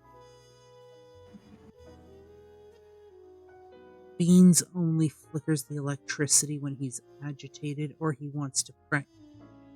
Oh God.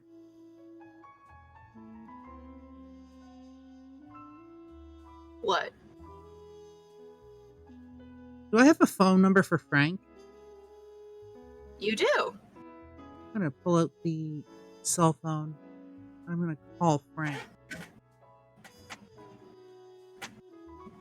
It takes a few rings, but eventually he does pick up, his voice very thick with sleep, like, "Hello, Frank Bundy." Hi, Frank. Sorry for the late call. Are you okay? Heard about the fire the other night. Yeah, it happened. It happened today. Like, strangest thing. Some of the wires melted in the unit. Luckily, it was one of the empty ones. We had another family move out and stuff. I wanted to talk to you about it because I know you're planning on buying all the units and... Oh, sorry. Tired. But yeah, no, like, the entire building had a surge and then one of the units caught on fire. No one was hurt, luckily. What caused the surge? That's the thing. We're trying to figure it out because we just got the surge panel fixed. I'm going to have one of my guys come by and look at it soon, but I don't know. I'm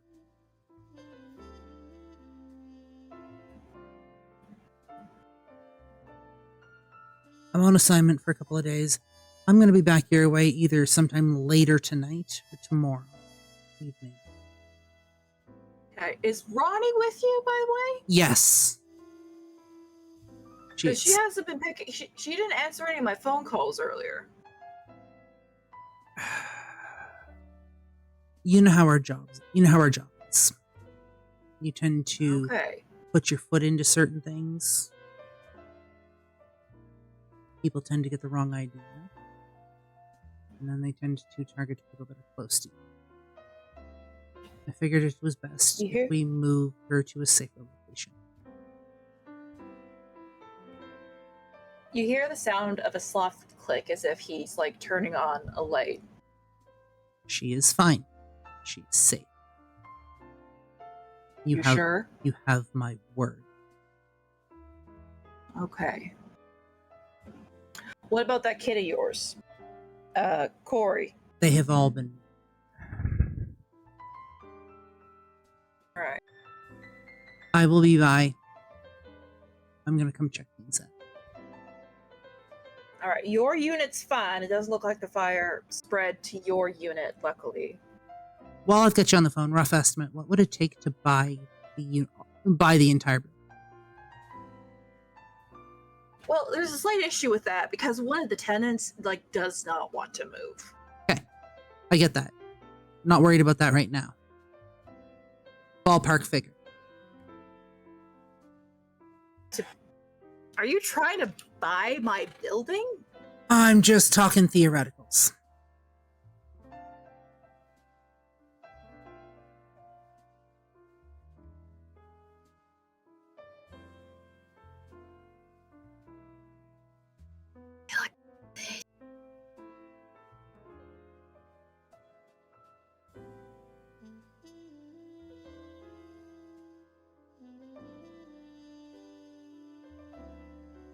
Um,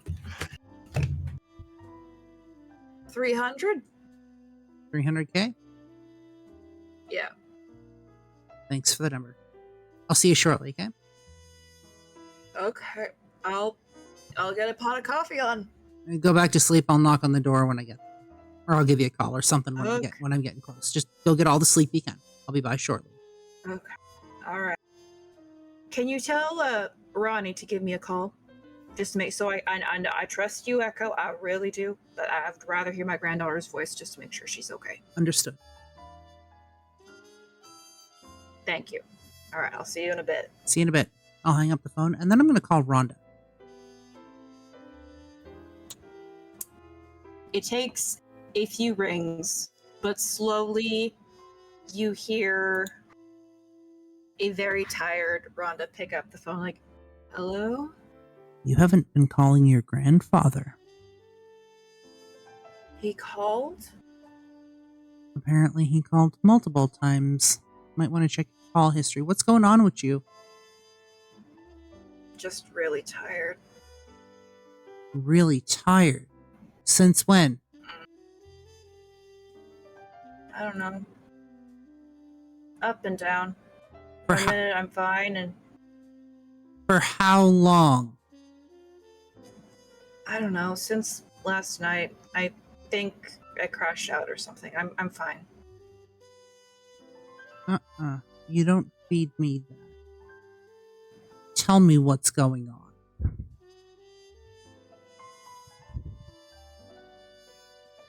I flushed all the gummies.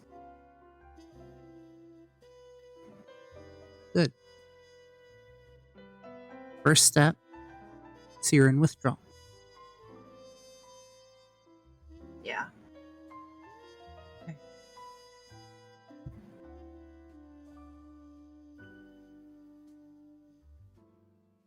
As proud as I am of you for doing that, with the drugs you were on, cold turkey's probably not safe. But those actions can't be fixed at the moment, so we'll figure something out. Okay? Okay. How long have you been sleeping for? Time's hard. You hear a slight ruffle as a new voice comes across the phone. Chris. Hey, Echo. She's been asleep on and off again. She woke up a bit about 3 hours ago, so I'd say she's been asleep for maybe like 18 hours. Do you have emergency first aid training, Chris? I do, and I also was in school to be an EMT for a bit, so Good. I've been monitoring. Good. Keep that up. Good job. By the way, Yeah. while I have you on the phone, so I was doing some digging about Serafina, the woman that went missing. Because Yeah. So,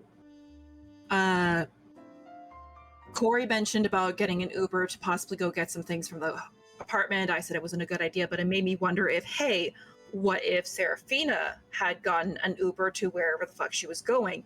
So I asked around. Turns out she did. She used cat calls.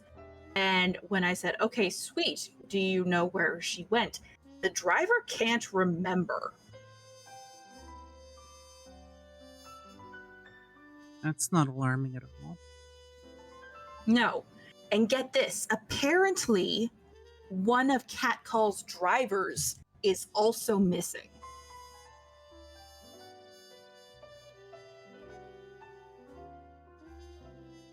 Okay. I'm still going to do some digging to see if I can find anything while I'm hanging out here with Ronnie. That sounds like a good plan. Yeah. What's your prognosis for? I'll be honest, boss. I've never seen someone cut cold turkey with like homebrew friggin' antipsychotics. Is she in actual danger, or is she just gonna have a bumpy ride? Well, if it's anything like the time my roommate went cold turkey when she was going through her withdrawals, she was, mind you, she was a alcoholic. She seems to just have a bumpy road. I'm going to keep an eye on her. Worst comes to worst, do I have your permission to take her to the hospital? Or is that not safe?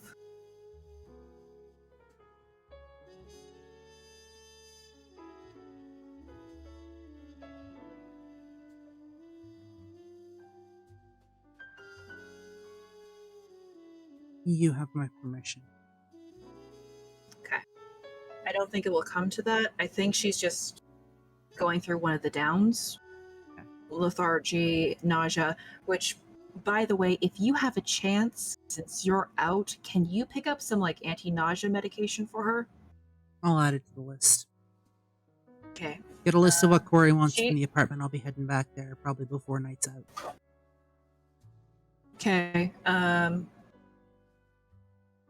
Corey was trying to get into Seraphina's office to see if they could find more information for you. They're fine. But they got zapped. Did they learn a lesson? They did. The lesson is learn if doors can zap you, apparently. See, you tell Corey that I said they're going to be working for me. They need to follow instructions. Okay. And what are the instructions currently? Do not piss off that very powerful woman, please. I do not need her ire coming back on me. Especially Fair. not while I'm causing waves in other areas of society at the moment. Are these waves I need to be made aware of, or is this a case of plausible deniability? Just keep your eyes open for anything suspicious, and if you notice anything, you give me a call. Okay, boss, you got it. First time. Not I'll deal with it and then call. You let me know as soon as it happens. Yes, boss.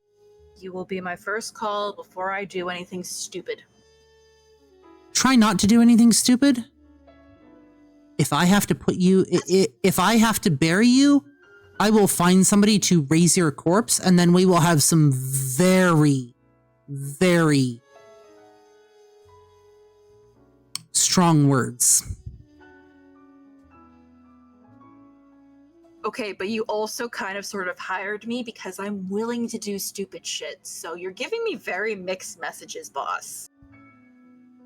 Stupid shit within reason. Okay, that I can do.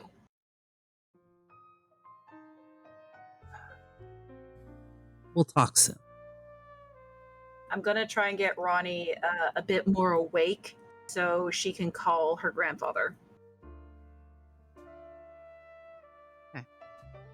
He's quite worried. Yeah, worst comes to worst, I'll just have her like talk to him super tired and be like, she's been pulling all-nighters and stuff. Don't worry. I know how to lie to parents. It'll be great. I need to go have a conversation with Ghost, I think. Can you do that? Yes.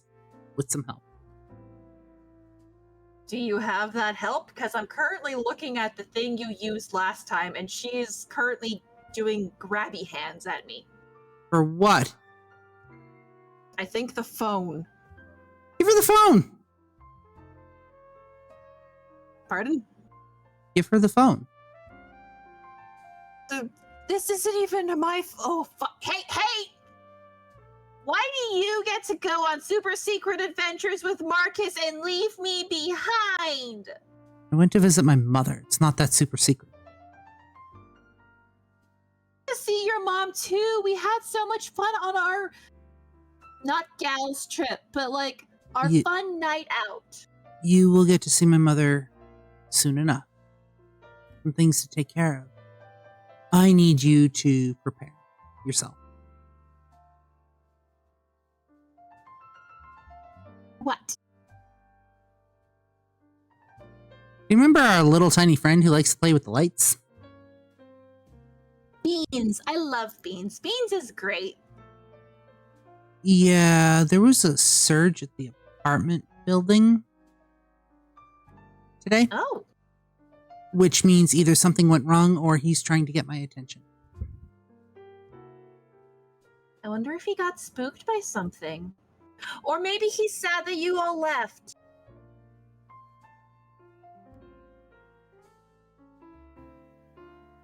Either way, we need to talk to him. We'll stop by and I'll get all the stuff. pick you up, and then you come hang out with Marcus and me, okay? Hey, Good. Bring snacks. you got it.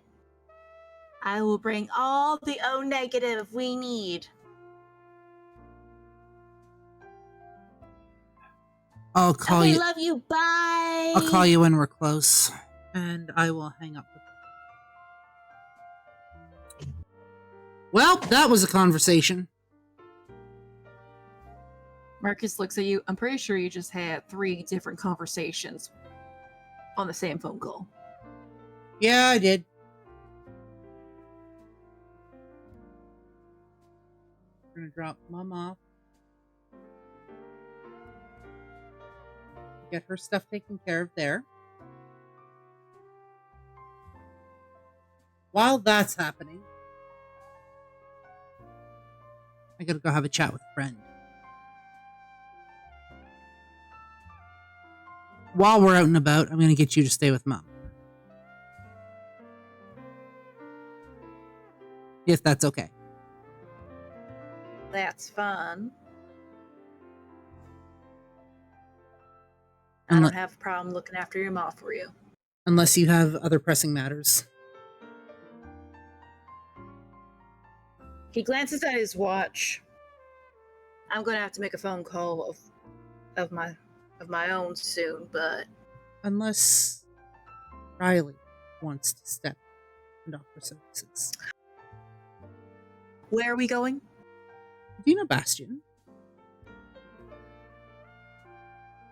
You're going to have to narrow it down.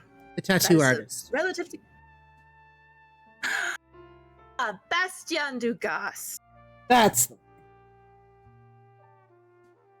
Yes, I am familiar with his work.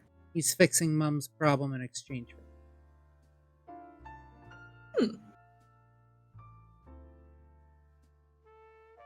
Is that all? Usually he charges more for that. A major favor. That makes more sense.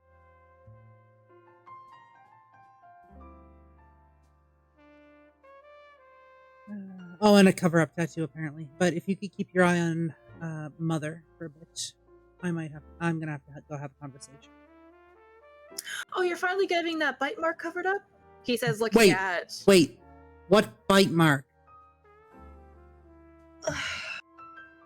Your mom blushes a beet red as she just pinches the bridge of her nose. I was young. First of all, stupid. First, before you go into any amount of detail, I need to know. Did it involve a set of fangs? No. Was it kink related? Pardon? Kind of. Do I want to know the details?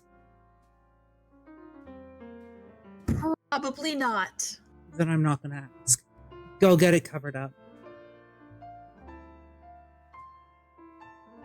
What?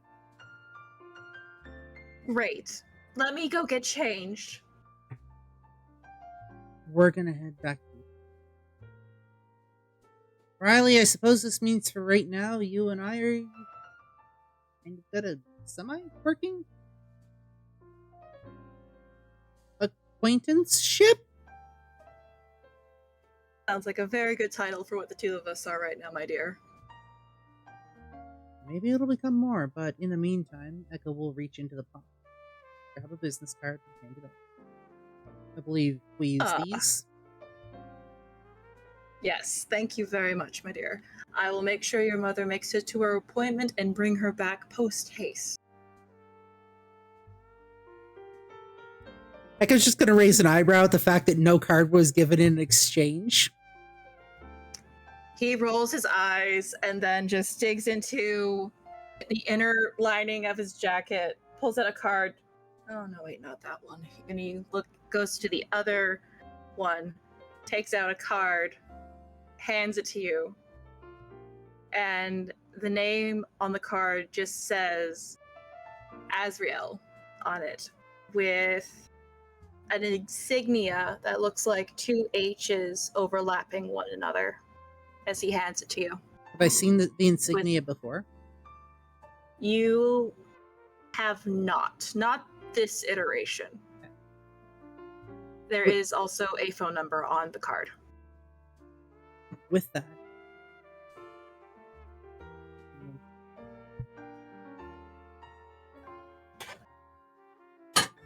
look, you knew my grandfather. You're watching out over my. You say, my grandfather. Say your life. You've built up an impressive network. I'm likewise trying to offer people a chance that they may not have otherwise had. I lack the resources and the network with which to do it. Surely you can appreciate that, even as much as you might be detached from certain aspects of humanity at this point.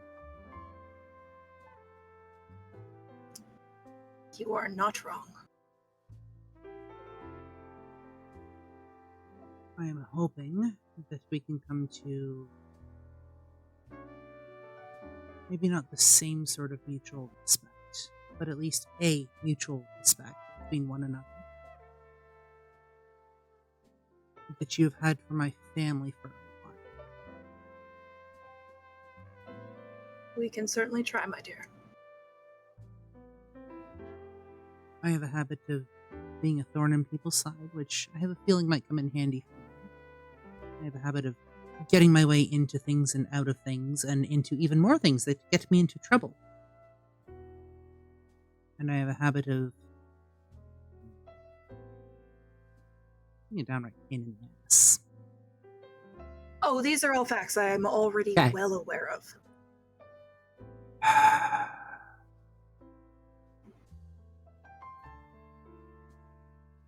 I'm sure you can appreciate it. That I can. You remind me a lot of your grandfather in a way. Then perhaps I can use that to my advantage.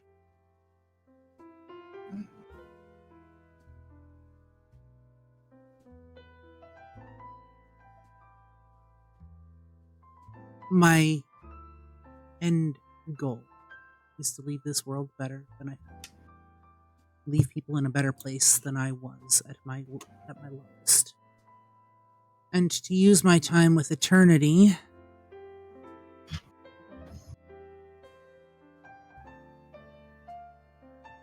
reward those who deserve it and to help those who need it.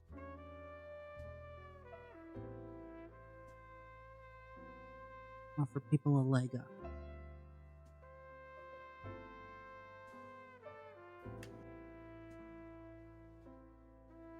Those are all very admirable goals, my dear. And you are the first that I have told people. But if I was a touchstone for you,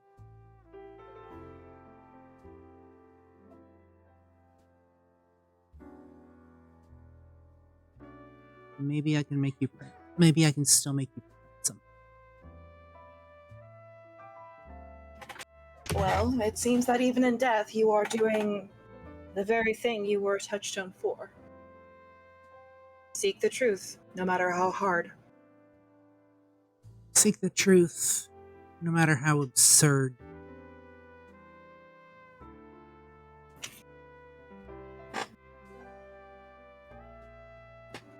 I won't tell you who, but the tenets that tether me at the moment always seek out the truth. Chase the truth no matter how absurd, and people have a right to know the truth. All good things to have.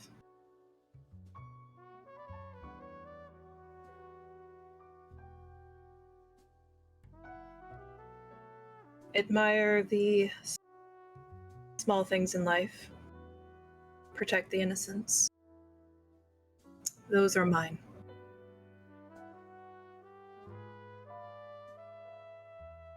And perhaps we can replace what I ripped.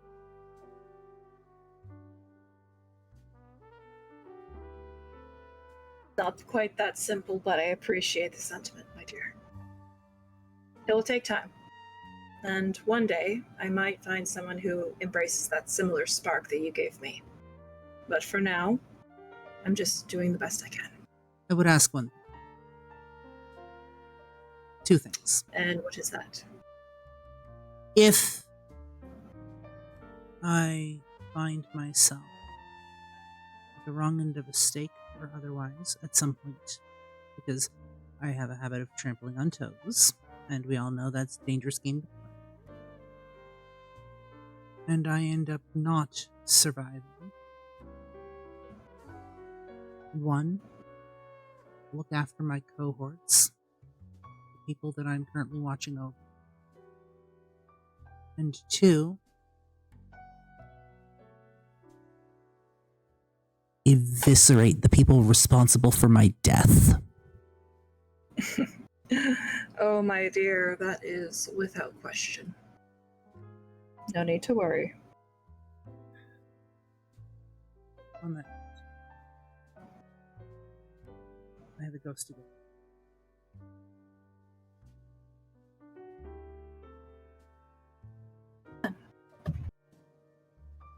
It's been a lovely catching up with you.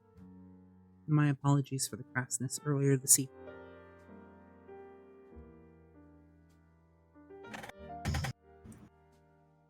It is completely fine.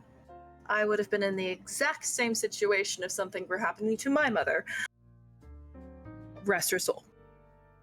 With that, Echo will kind of just shift weight to the other foot, flick their eyes to their mother. See, mother, I do have manners. And then turn around and walk out. You didn't even give me a hug, you brat! I'll walk back in and give Mom a hug. There. She gives you as strong of a hug as she can, and she pats your back and she says softly, "Look after yourself, be safe, don't do anything stupid." Being safe is no longer in the equation, running the life that we live. I will, however, endeavor to come back in one piece under my own power. Good child, she says, patting your shoulder again. Or patting your back again. And out we go. I'll drag Marcus along. On the way out the door, I will whisper, just loud enough for Marcus to hear, "Thank you for the assist tonight. I might have to find some way to pay you back." I'm sure we could think of some way. He says simply. Someday when things aren't quite so busy. I wouldn't say no. He says as you two walk out the door. And that is where we're calling tonight's session to a close.